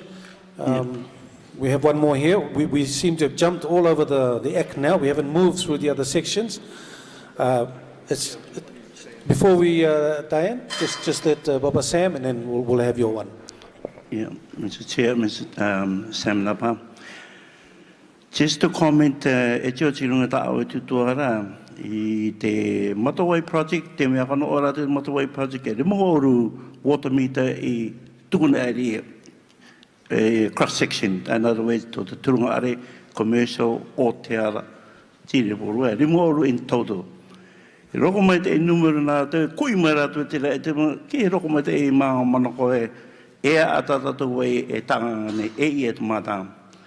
Now the time may put in gear, the Kiki motor, Tanaway a tang, a Haiti Cateta, a Tata in Muduare, Itaku in the Kuyanagre. Erang ati kimi ang ati epang kimi ayakapra kiti may nila te wa tati papa kiriway tetan mga tanton memory 24/7 to maru marmatay mo around now. So the numero ta ko they have that mataway o te TV te ka te mataway sila to puro tiria kono miteo bang puro me tato first you got to run it. Ikitu ko aton capacity total la na nurungo kile te turunga te tuonga ka kataka kita to iraro kita ka era ngata te akai to wa ngata power te power orong marato mit 220 watts to 240 hotelia ta to service delivery na nurungo kita to motorway project te plan yang te epang wa no te service delivery kone we get area ka aru Tatou Vai, ki raro ti standard na papa aia, ki runga iri. I kone, hono ratu taratu akarang. So, mita taigwera me no kone, no runga te ronga, no ora, no runga uki te teitei tu tatu pupaipa, tāna mō karo kai operato vai kiuta, toronguru meters. So, pōura ti apenga ere i kuroko mai tire numero I tamato vai. Na, ning mai tātou ere ki te pupu tātou vai, ti te me karero kai tātou tanga tia me oune no te pupu pātoi. So, all set to run. Well, e taka marama tire. Me angangan tire, kara tātou mea unuwai chocolate ko. Me tanga yan tire, kai nongore to tātou vai te kite, e ia tātou vai e tanga ne. Pōre ta i mai ta i te ruma ta i tino tiri ra, e papue ki runga tāu tumona koe tuku maero koe George. Just one other final point, what George was saying, that one of the objectives of tariffs when they are introduced in a couple of years is to stop people wasting water. But many people have said, well, what's the point of telling us not to waste water when you're losing 40% in the pipes? So really the first step is to make sure the pipe workers, we stop losing water in the pipes. Only after that, it doesn't make sense to go to the consumers. Thank you. Yeah, Diane. Kia orana committee, kia orana everyone. In regards, just following on from the previous speakers about free allocation, I just want to draw our attention to section 31, subsection 1, where it says that it talks about the free allocation that will be given to domestic users as such, and the amount will be specified in regulations to come. The part that I'm moving to is number 2 in the same section 31, number 2. It reads also the sums that would have been payable to the authority for the supply of the water without charge under subsection 1 of section 31 is a debt due to the authority by the Crown, and under subsection 2B, payable to the authority on the date that the charge would have been payable by customers, but for the requirement in subsection 1 to supply free water. Does this mean that the allocation of free water in 31 subsection 1 will then be paid by taxpayers in subsection 2? Yeah. Brian Mason, Chair, Tatou Vai, that is correct, and the reason for that is a precaution. Tatou Vai has the obligation not to make a profit, but to be self-funding. If the government gives a free allocation that is so high that we can't be self-funding, we breach our own act. So, and in any event, any subsidy should be transparent. When taxpayers' money is being used to underwrite a company, even if it's government-owned, the public's got a right to know how much that's worth, to decide whether it's a good spend. So the answer is yes, but Ian Hayes, a consultant, has done a preliminary tariff report, and that's on rough figures because we don't know how much water has been lost in the system and so on. But at this stage, it looks as if the government will be able to require us to give the free allocation, and we will not have to charge the government for it, and I hope that remains the case. If I can also give an example, what that means is the government has to demonstrate what it considers community service obligations. So if we look at a company like Te Aponga, the streetlights that it provides, there's a cost involved in doing the streetlights. And in the budget book, that cost is borne by the government. It's called a community service obligation. Excuse me. In the Ports Authority, they provide it for the mooring of domestic boats, domestic shipping. There's a value to that that's lost to the ports. So it's the value that's lost. It must be demonstrated in the books. This would be something similar. You'll notice in the new water mains there is fire hydrants right around the island. When a fire engine uses that water, it's not going to be charged for that water. It's part of, again, the community service obligation that we provide. That would be similar then to this allocation of free water for domestic households. Okay, thank you. Sorry, for the record, I'm Diana Asen from Poikura. I'm representing landowners that are on the lands leading up to Ngātui. Sorry, if I forgot to say that. Okay, so it all depends on the on the specific amount that is set, right? That will be set by Tatou Vai for the domestic use, domestic users of that will get the free allocation, and then of course is there a trial period, for this before they exercise? Tatou Vai wants to exercise subsection 2 of section 31. Yes, absolutely. I think there will need to be a trial period to firstly work out what is the water consumption. And that would need to take place over a period of more than a year to get accurate figures. Okay.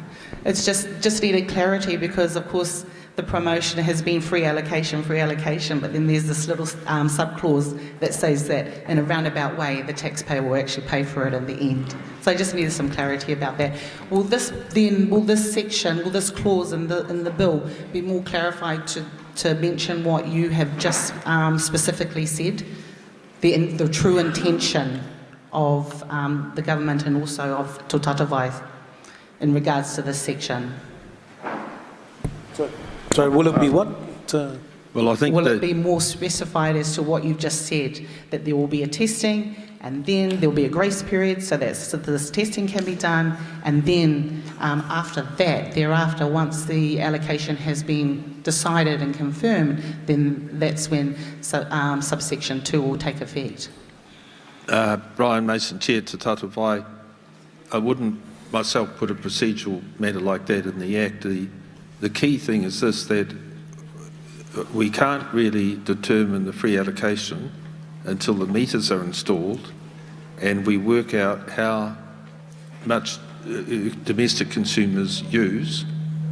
At the Sinai Hall, concern was expressed last night that if you have a family of 5, you've got to measure your allocation to the maximum size of the household, the possible maximum size of the household.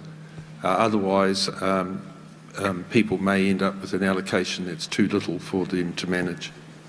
Yeah. Okay. No, thank you.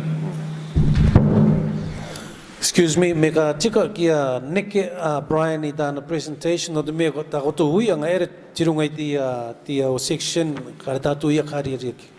So if we can just a little patience, and Brian will move through the next sections that we've already spoken quite a bit about. Yeah, thank you, Brian Mason, Chair to Tatou Vai. This is the same as last night, that people seem to be well ahead of the presentation. They've read the bill, which is very good. So I'll talk more perhaps about the principles that behind the tariffs. Te akarani au kua vivi ki tātou I te rere ki mua I te akanonoanga o tātou uipa. Nā rā I roto I te atianga ka ina ro I te tōtu atu reira norunga I te tai o manako o te tutaki anga o tō tātou wai. The first thing is that I am aware that there are a few people saying, people who say that we are never short of water. E ronga neo te tai o tangata I te tūtuanga e kāre roa tātou I ngere ana I te wai. That is simply not correct. During periods of drought, those, particularly in Rutaki, will have experienced very low pressure.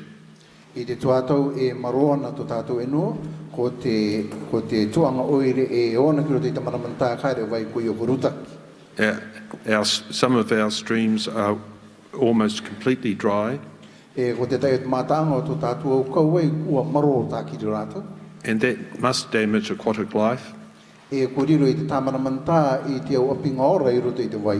that must have a negative effect on taro patches.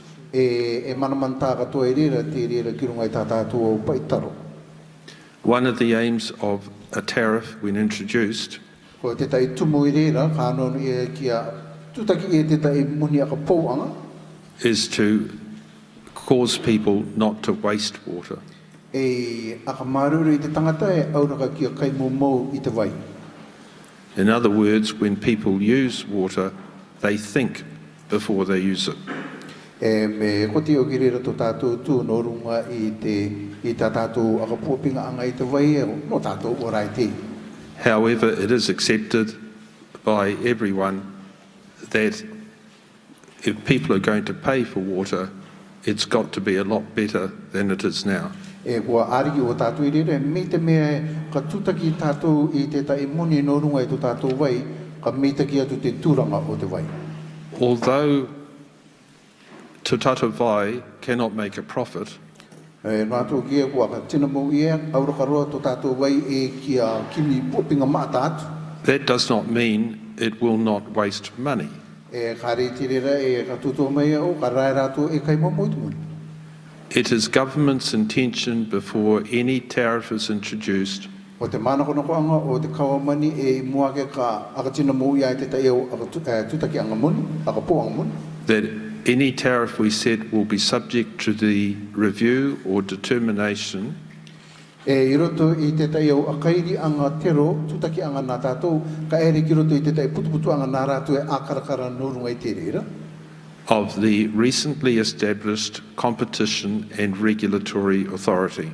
E ka riro e nā tia kopapa o te anga uia mai te tai ngā e patoma makore ngā maramake nei, no runga I te ākarakara anga, I te tū o te tiati anga, e te tarere anga, I roto I te kimikimi anga.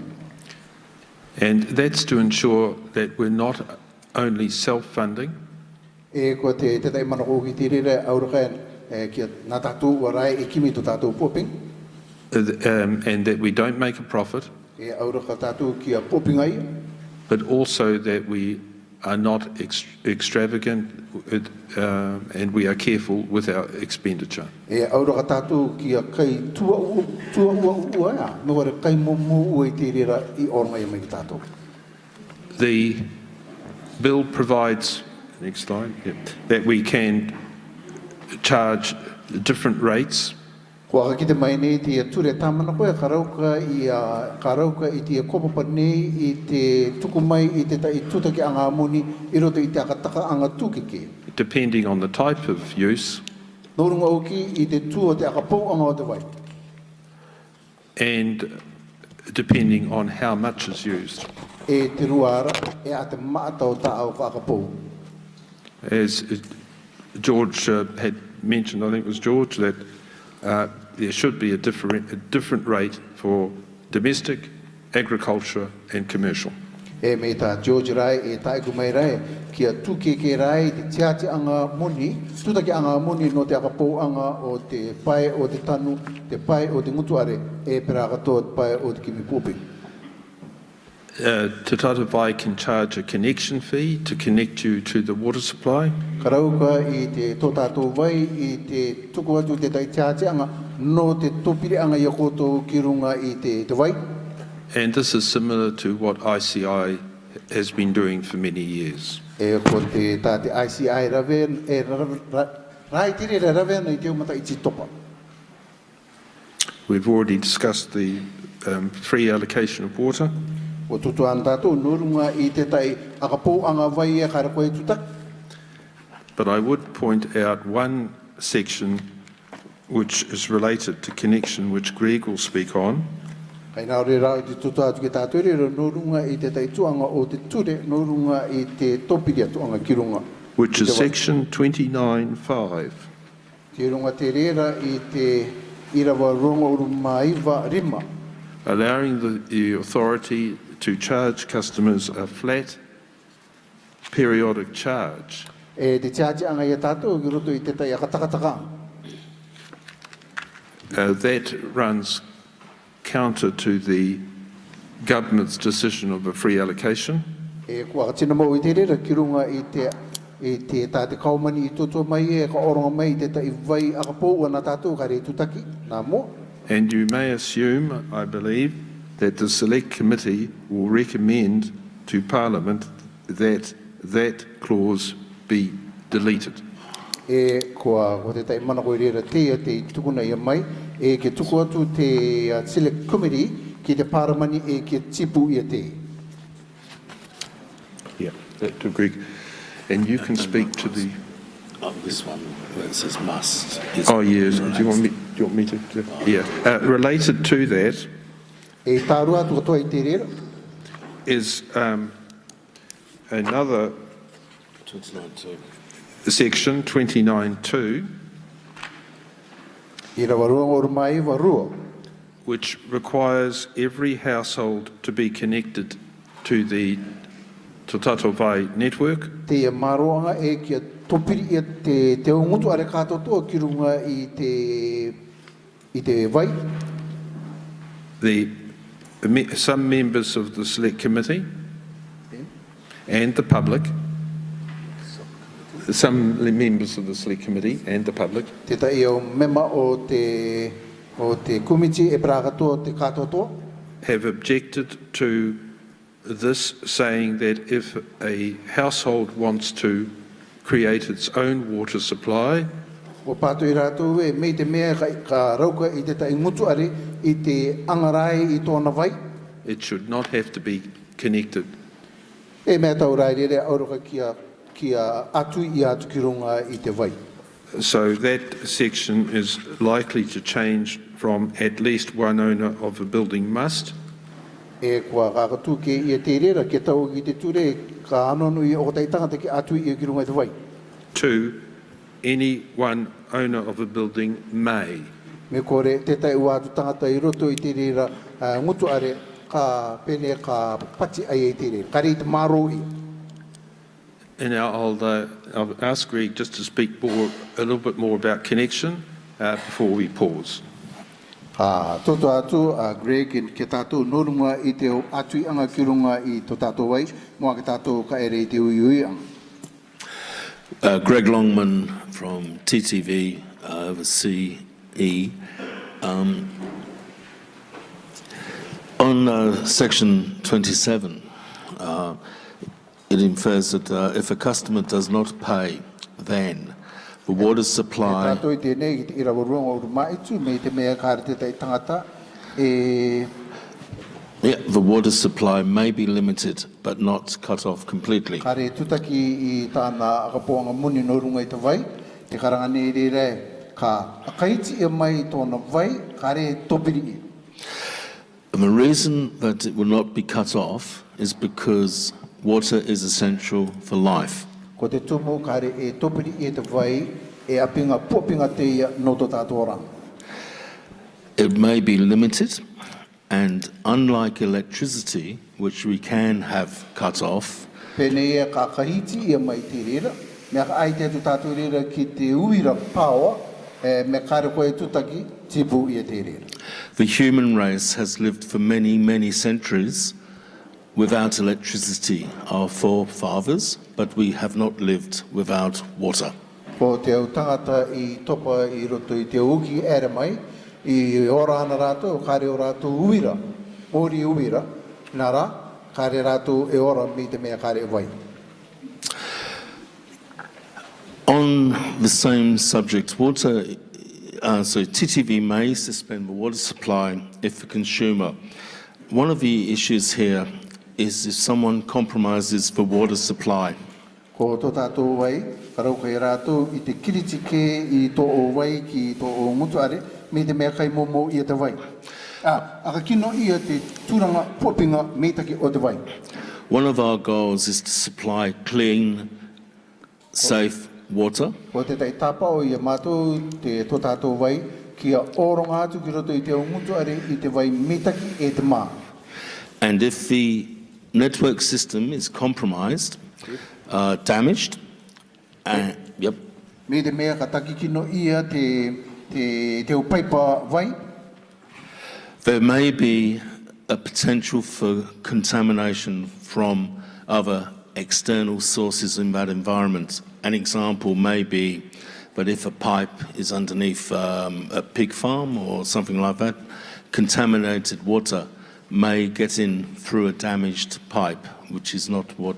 Ko te tai au rāwanga I rera karauka I tō tātou vai I te akaiti mai makore I te tipu I te vai, me te mea e au paipa te tai kua kino atu, me te tū, me te mea ko te paipa e kua ngā āti raro ke eia I te tai au puaka, e ko te repo o te puaka ka aere ki roto I te paipa vai, ka riro te rere I te aka tuke, e te aka kino I te tūranga o te vai.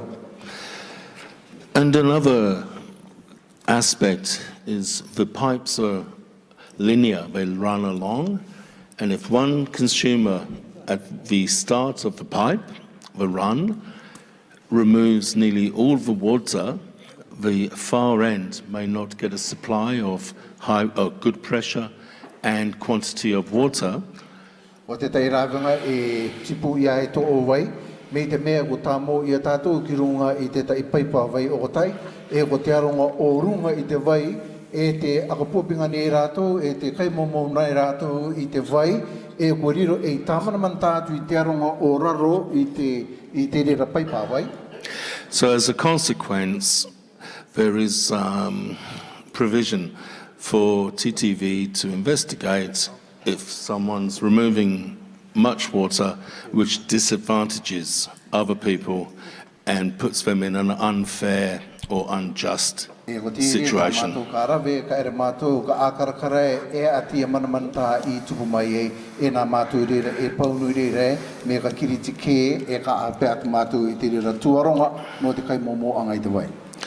Following any discussions with the with incidences as such, Tatou Vai, I'll start again. Tatou Vai may terminate on a 24-hour notice if the consumer in a situation is wasting significant amounts of water or draining at a disadvantage to others. E me te mea rere ka kai momo koto I te vai, ke tau ki te iau, akamarama anga te tutu I atu na kone, ka oronga atu, pene ka oronga atu tō tātou vai, me te tai rā ki koto, no te kai momo anga vai tā koto e rawene. Yep.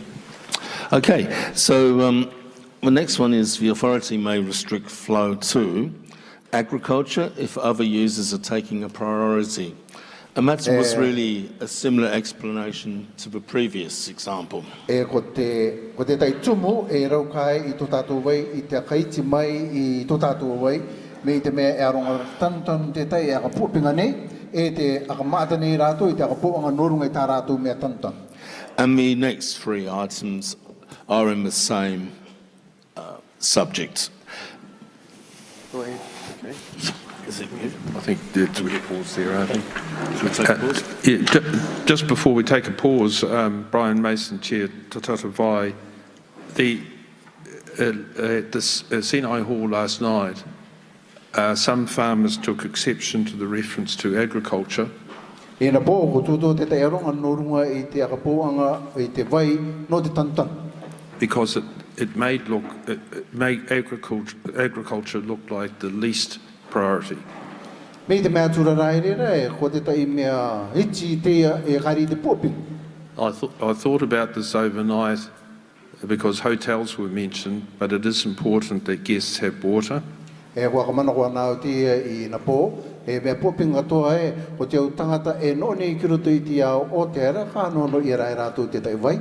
But then I thought, is it more important for the hotel to fill its swimming pool or for the farmer to be able to water their Haka mana koe rero ki re rao re ko te iau o te ara nei, e o swimming pool tō rātou, me mea tau rai re ke eru o tātou no kia oronga tātou no rātou I ki mpōpinga nei, haka pere te aronga tantan. Consequently, I will ask the Select Committee if they would agree to my amending the bill.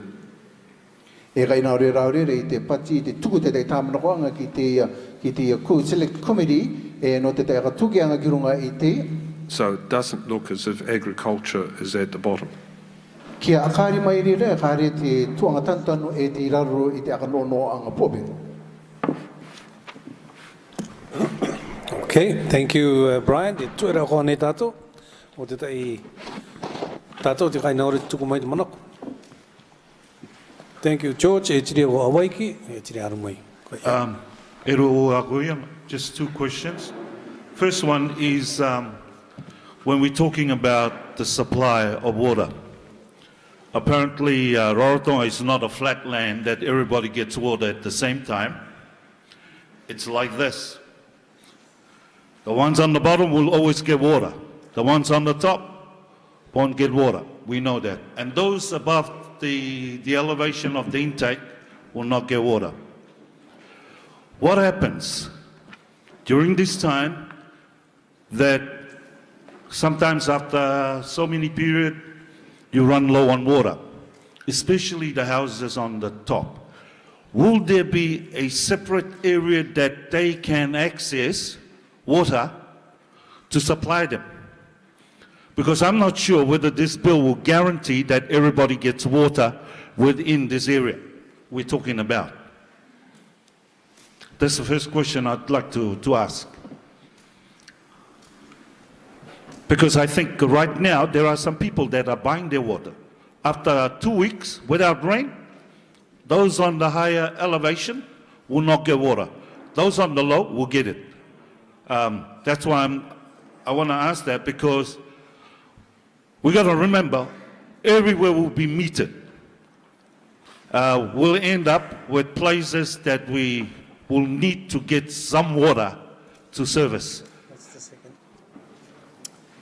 Is Tatou Vai going to have a big reservoir that people can buy off them? Is that your second question as well? The second question is, I don't see it in the Act whether you have provisions for drought. That's the second question I'd like to raise. Thank you. I'll get the board to respond. Brian Mason, Chair, Tatou Vai. There are two related aspects. The TTV does have the power to restrict water at the time of drought, and it has adopted the same program that ICI has used for many years in that regard. But of course the second question, and the difficult one, is about, well, what is Tatou Vai, what is its contingency plan in the event of drought? That's a very difficult question, and for that reason I'll hand it over to my CEO.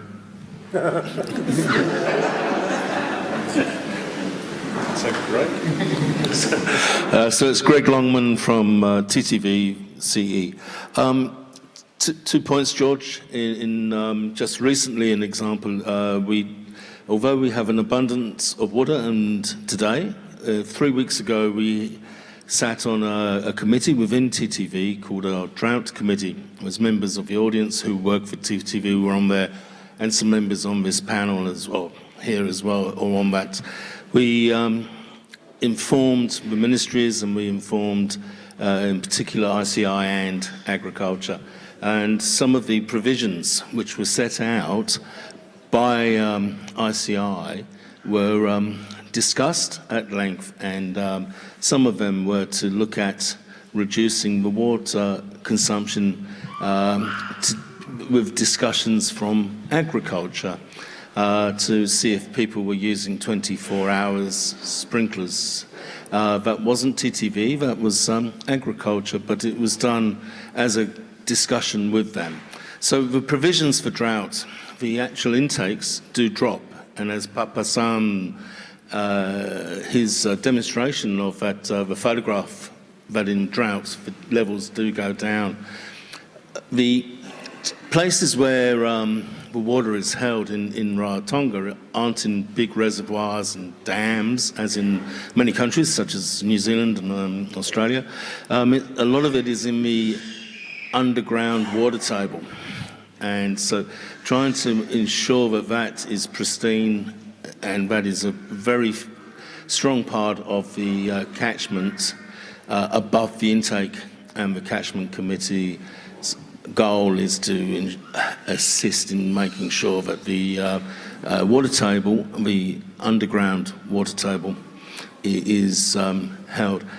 In times Papa Sam's told me that many times in his life, he has been through times where water has been very limited. And the... Can I just interrupt you? I think we're only hearing hearsay here. I'm just only looking at what the bill is talking about, because I think there are provisions here that are missing out, which needs to be put in the bill. I'm asking this question because this bill doesn't show any of this.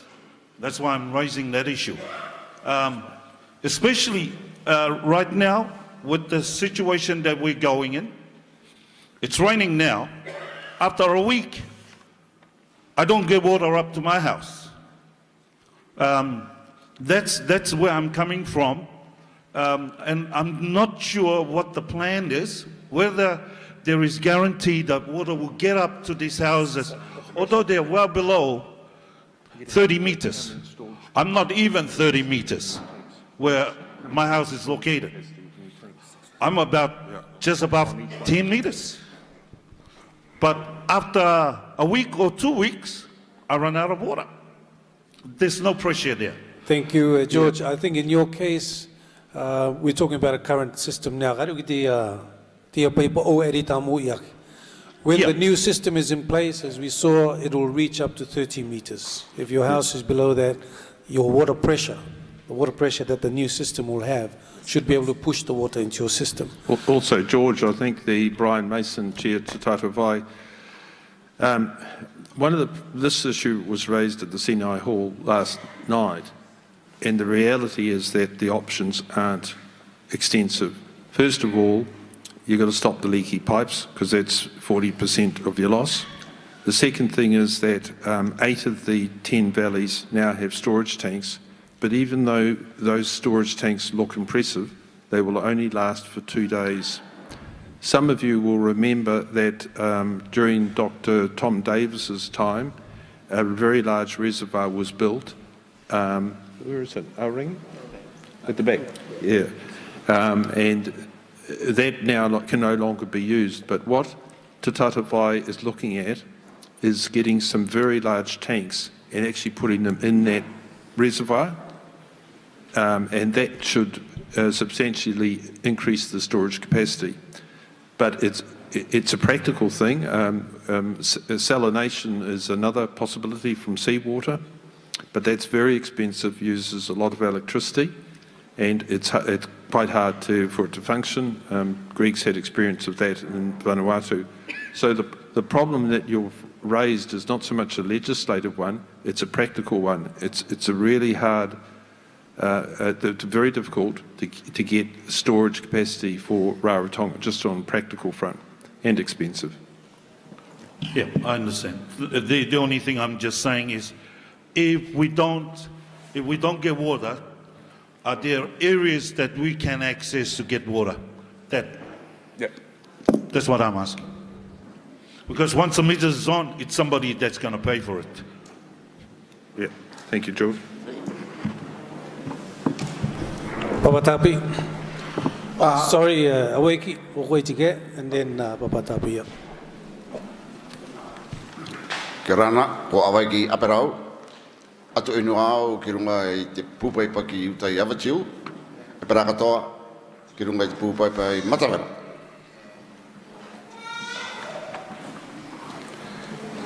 Akaramai tato I tātātou papature tamanoko, ko iau ki numero ono ruma ono, tureichi.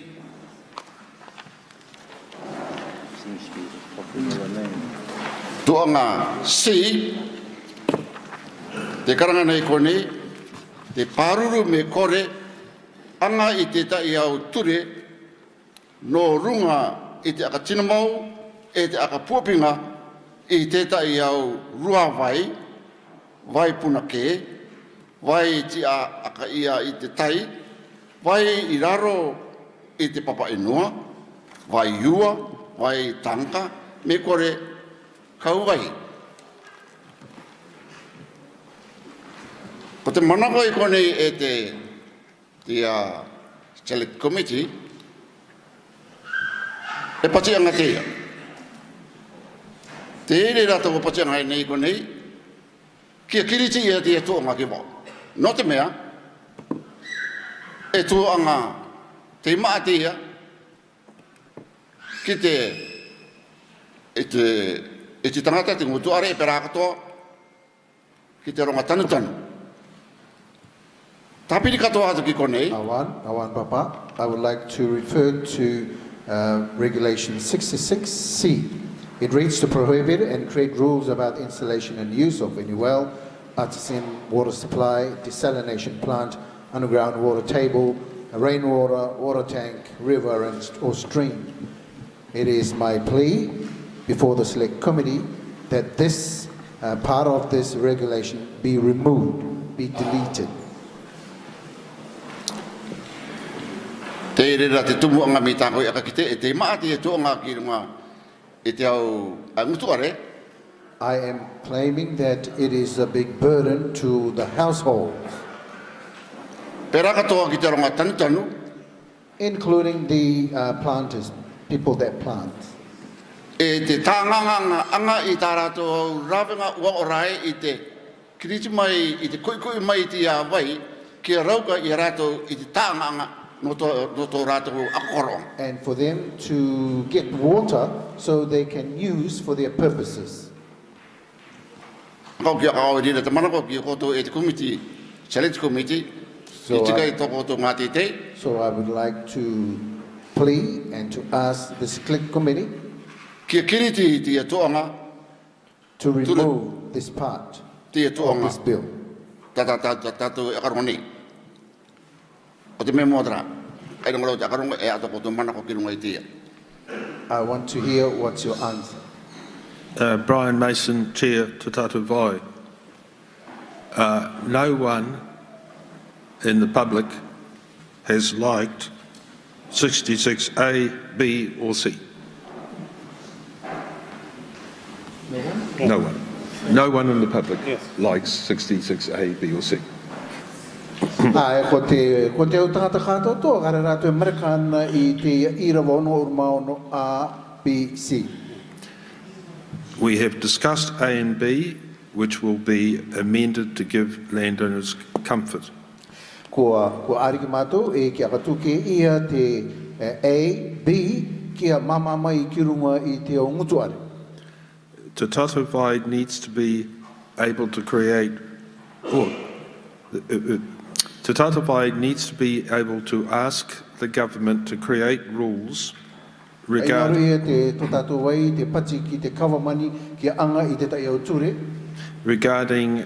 wells, underground water supply,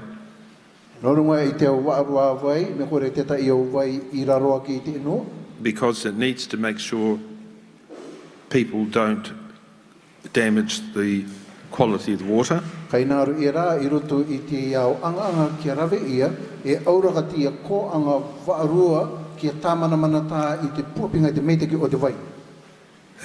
that shouldn't apply to rainwater. And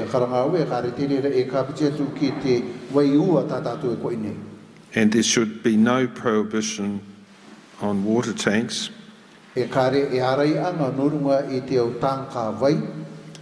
So that clause will need to be changed to give farmers the comfort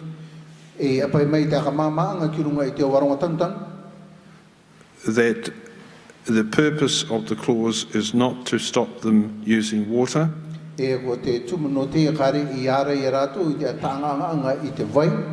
but to make sure no one spoils the water.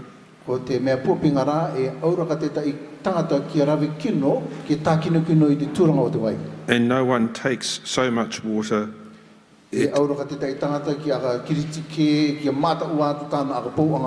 other people miss out. To put it briefly, we agree with you.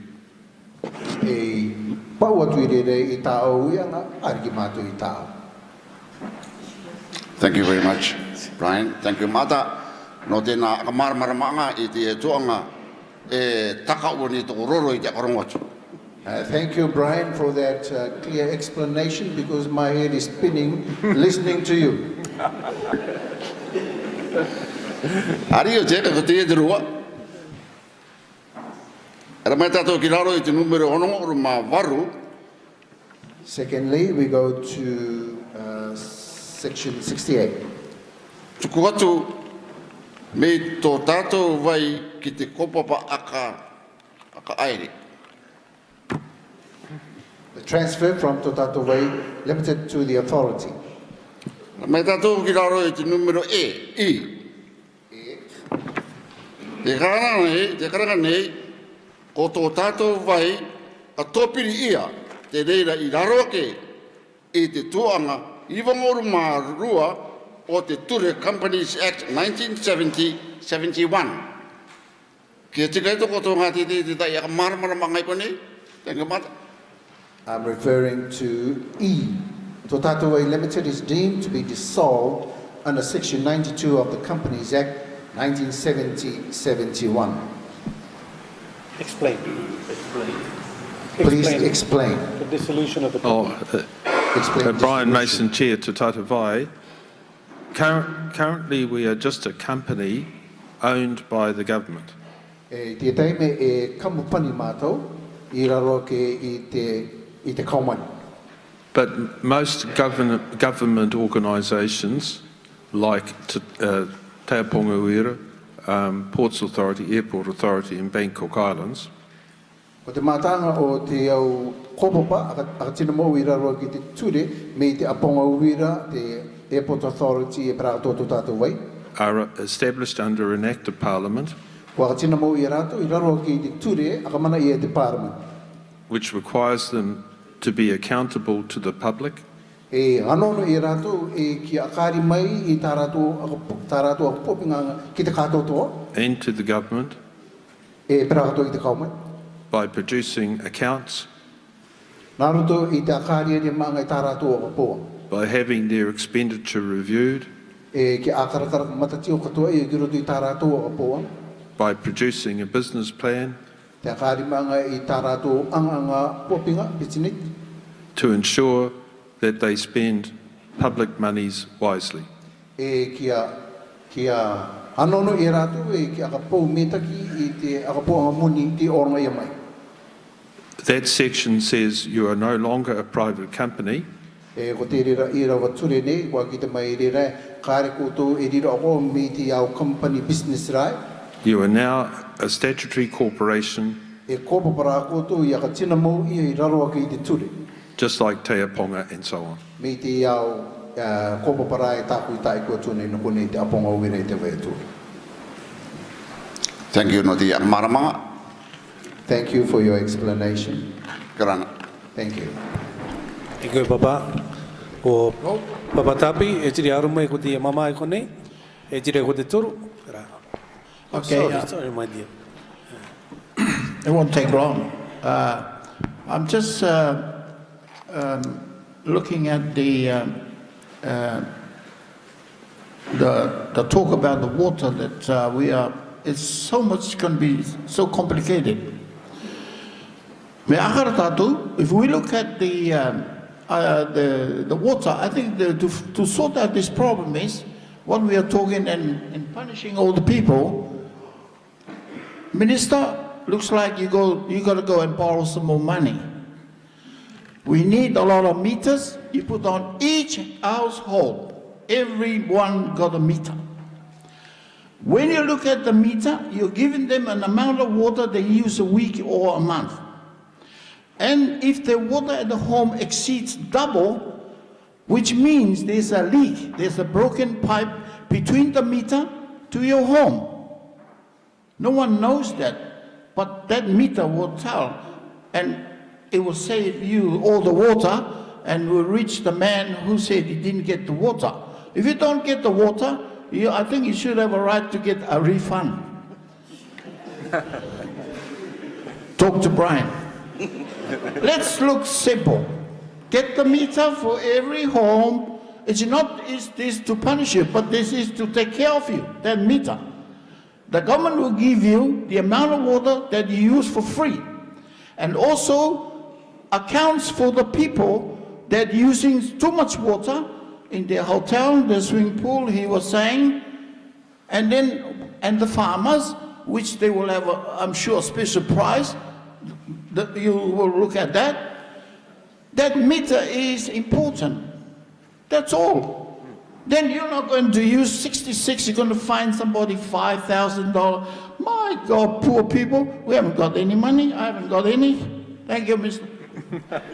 Thank you, Papa Tapi, for your information. Watch the takere de muni te akataka ia I te tamo moanga te o mita no te katoto. Are te o ngutua re tuta ki nara tu mita. Watch te tiraroa ki te pachiro te TTV. Thank you. Atutu mai koe mama. Amu mai te mama. Sorry, this one here first and then aru mai ko koe rira. Kia ora ana. My name is Justine Matato Flanagan. I'm from Ngātangia, and I'm speaking on behalf of myself and some of the people that have approached me about some of the issues with the bill. It seems that a lot of good work was done yesterday, last night, and I think all those that stood up and spoke, some of the big issues I have with the bill have already been resolved thanks to the open ears and open minds of our officials up the front. So I had major issues with the dreaded regulation, section 66, and in particular 29, customer participation compulsory. It seems that particular section 29 is going to have a lot of work done to it. It seems that there's going to be quite a few sections that will be altered. I think that the public deserve to, because of a lot of this bill is either about land rights or water charges. That's the bulk of the bill. And all of this will be rewritten, and obviously when you change one clause, it impacts another one. Maybe the public need another opportunity to look at the revised bill and be able to just make sure that they are satisfied with it. Because as we can see, language is very slippery, and one little word like must or may is very important. So that's what I would ask for people to consider up the front. Okay. So just at a practical level, could you please explain what restriction of water means?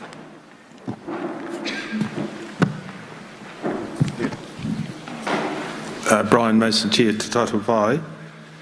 Now, that's an issue that was raised in the Sinai Hall last night.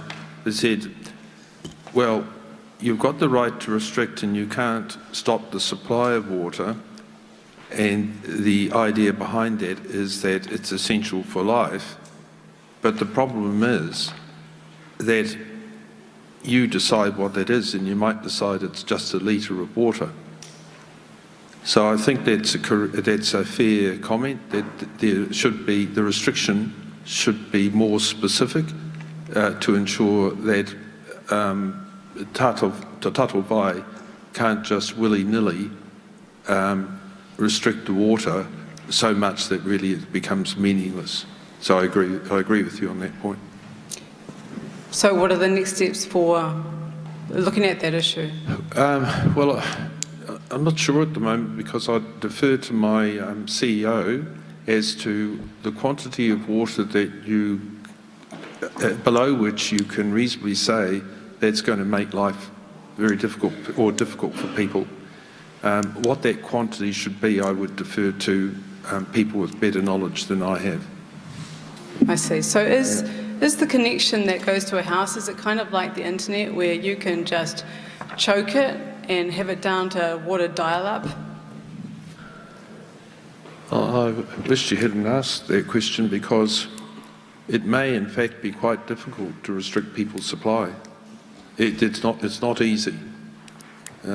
So for those who don't pay their bills at this stage, they'll be pleased to know that it may be difficult for us to do anything. Okay, thank you for answering that. So I just want to, because we've got this section 29 customer participation compulsory, and we're going to be changing it, and I've had some people approach me and say, well, I'm just going to go off the grid.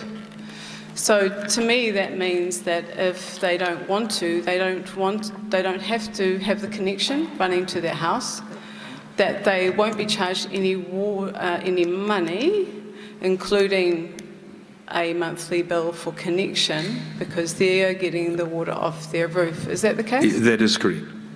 Okay, great. So that's a bit of a tension then for the board, isn't it? Because you've just said the purpose of the tariffs is to, first of all, discourage waste of water, which we haven't defined yet. And maybe if we have lots and lots of water, like Dr. Taina Rongo indicated last night, we might be in for 30 years of lots and lots of water. We might not actually ever run out of water, maybe. So there's that issue, the restriction of water. But then the other reason to have tariffs is to ensure that the authority can continue to operate because it has running costs. So I'm just wondering how you're going to play out that tension between allowing people to go off the grid and then the rest of us have to connect and you still have to operate. Well, I think that's similar to Teaponga has the issue at the moment that it encouraged everyone to put into solar power, and all of a sudden it realises that it has a cash flow problem because all the big users of power have gone to solar and the poorer people who can't afford it are still on electricity. So I think it's a difficult issue to manage, but it is a choice between giving people freedom of choice or forcing people to be on the grid to ensure you're financially viable. Unless I'm mistaken, I think the Select Committee has taken the view that we should not interfere with people's ability to be off the grid if they wish to be. Yes, that's correct. If I can also add to that, the purpose of this bill is to supply water, clean water, to everybody at the best possible price that the government can produce it at. It's not to restrict water. The provisions there to restrict water are to do with households who exceed their allocation and refuse to pay their bill. If there are cases of genuine hardship, then there is provision for that under other government departments to help people, like we do households who can't afford to pay their power bill. There is support mechanisms here to help people do that. But it's to enable people to be able to have access easily to clean water. If somebody wants to spend their money on their own water systems, to have their own water off the grid, then they're welcome to do that as well. They don't have to connect to the government's water. They can choose to connect on their own water. Okay. So one last question about the different types of users that we have for water. So there were 3 users that were put up there. I guess they're just a general indication. We've got commercial, agriculture and domestic. Within specifically the commercial one, there's many different types of commercial user of water, so I assume maybe resorts might fall under that? Yeah. Brian Mason, Chair, Tatou Vai. Justine, that also was a very valid issue raised in the Sinai Hall, that in other places it's very easy to distinguish commercial, domestic and agriculture, but the reality of Rarotonga is many people still have small farms on their residential properties and they have small stalls at the market or elsewhere. You have many B&B places, so it may well be that a tourist operator who's got 5 units together says, why am I being charged the commercial rate? Because somebody else has got 5 different houses around the island and they're renting them to tourists. So working out the differential rates is going to be quite a complex exercise if we're going to try and be fair to everyone. And so what is the process for doing that? Well, there isn't any at the moment because simply because we haven't had time to look at it, and also because we know that they can't be, that tariffs practically will not be able to be introduced, as the Chairman said, for at least a couple of years. So, so there will be a process, but we haven't worked out that yet. But as I mentioned, I think previously, that the current objective is that the Competition and Regulatory Authority would probably be the people who would undertake that, and no doubt they would have a process that they feel should be followed. Now, obviously, a bill leading to the extent to which the public would have an input, that will depend on what the legislation says when it's passed, because the Competition and Regulatory Authority Act will be amended to include us. And that requires a more substantial amendment, because the way it's worded at the moment, it's very specifically telecom.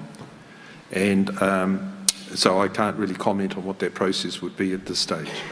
Okay, thank you. So it seems that there's a lot of detail that needs to be worked out that will impact us seriously. So I will ask you now to, when you are looking at those things, no matter how it's done, that the public do get an opportunity to participate in this decision-making process, because it impacts everyone. Yep. Thank you. Thank you. Papa.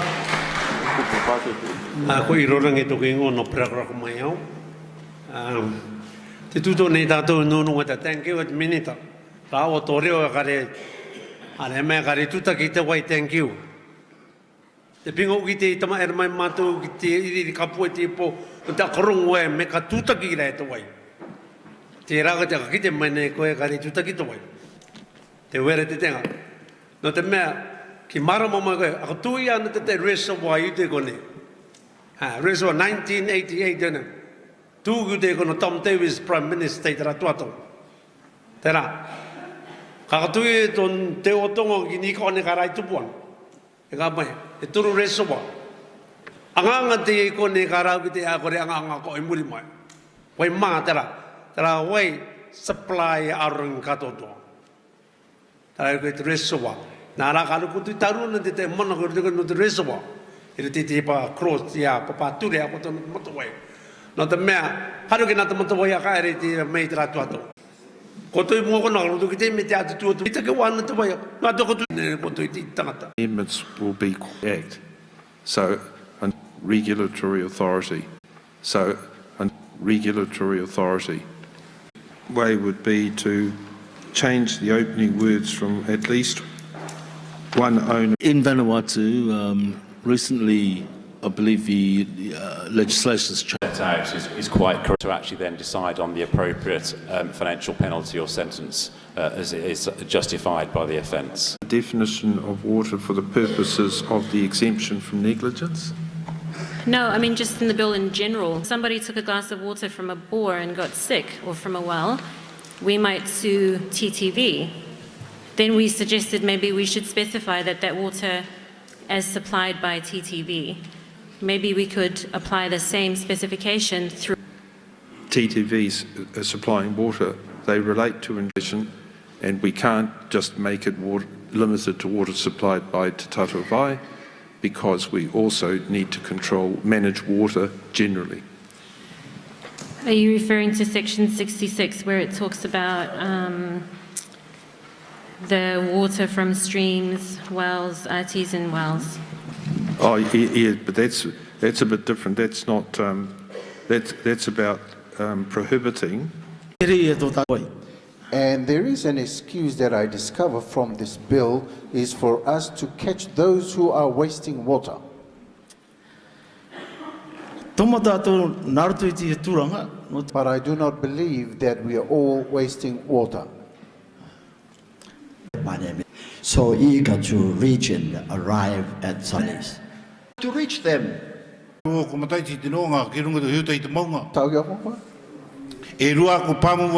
I am about 300 meters. And I am about 3.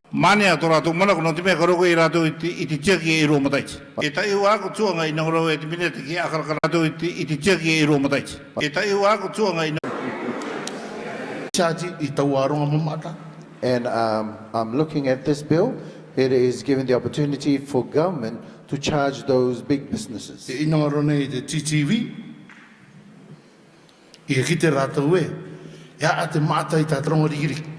Bill, we need to know what is the free allocation that can be given to each household.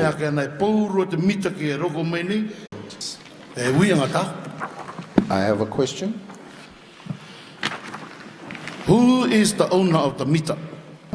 Or does anything that comes inside there that size will break it, completely destroy it? including your meter. The meter won't. So if yes, you would, because the meter will be on. Can't hear you. Yes, you would, because the meter is on public land, not your private land. Which you didn't clean. Well, yeah, I've got a. So they might clean around your meter. They don't clean around mine. Well, that's what needs to go on the bill. Now everything is clear.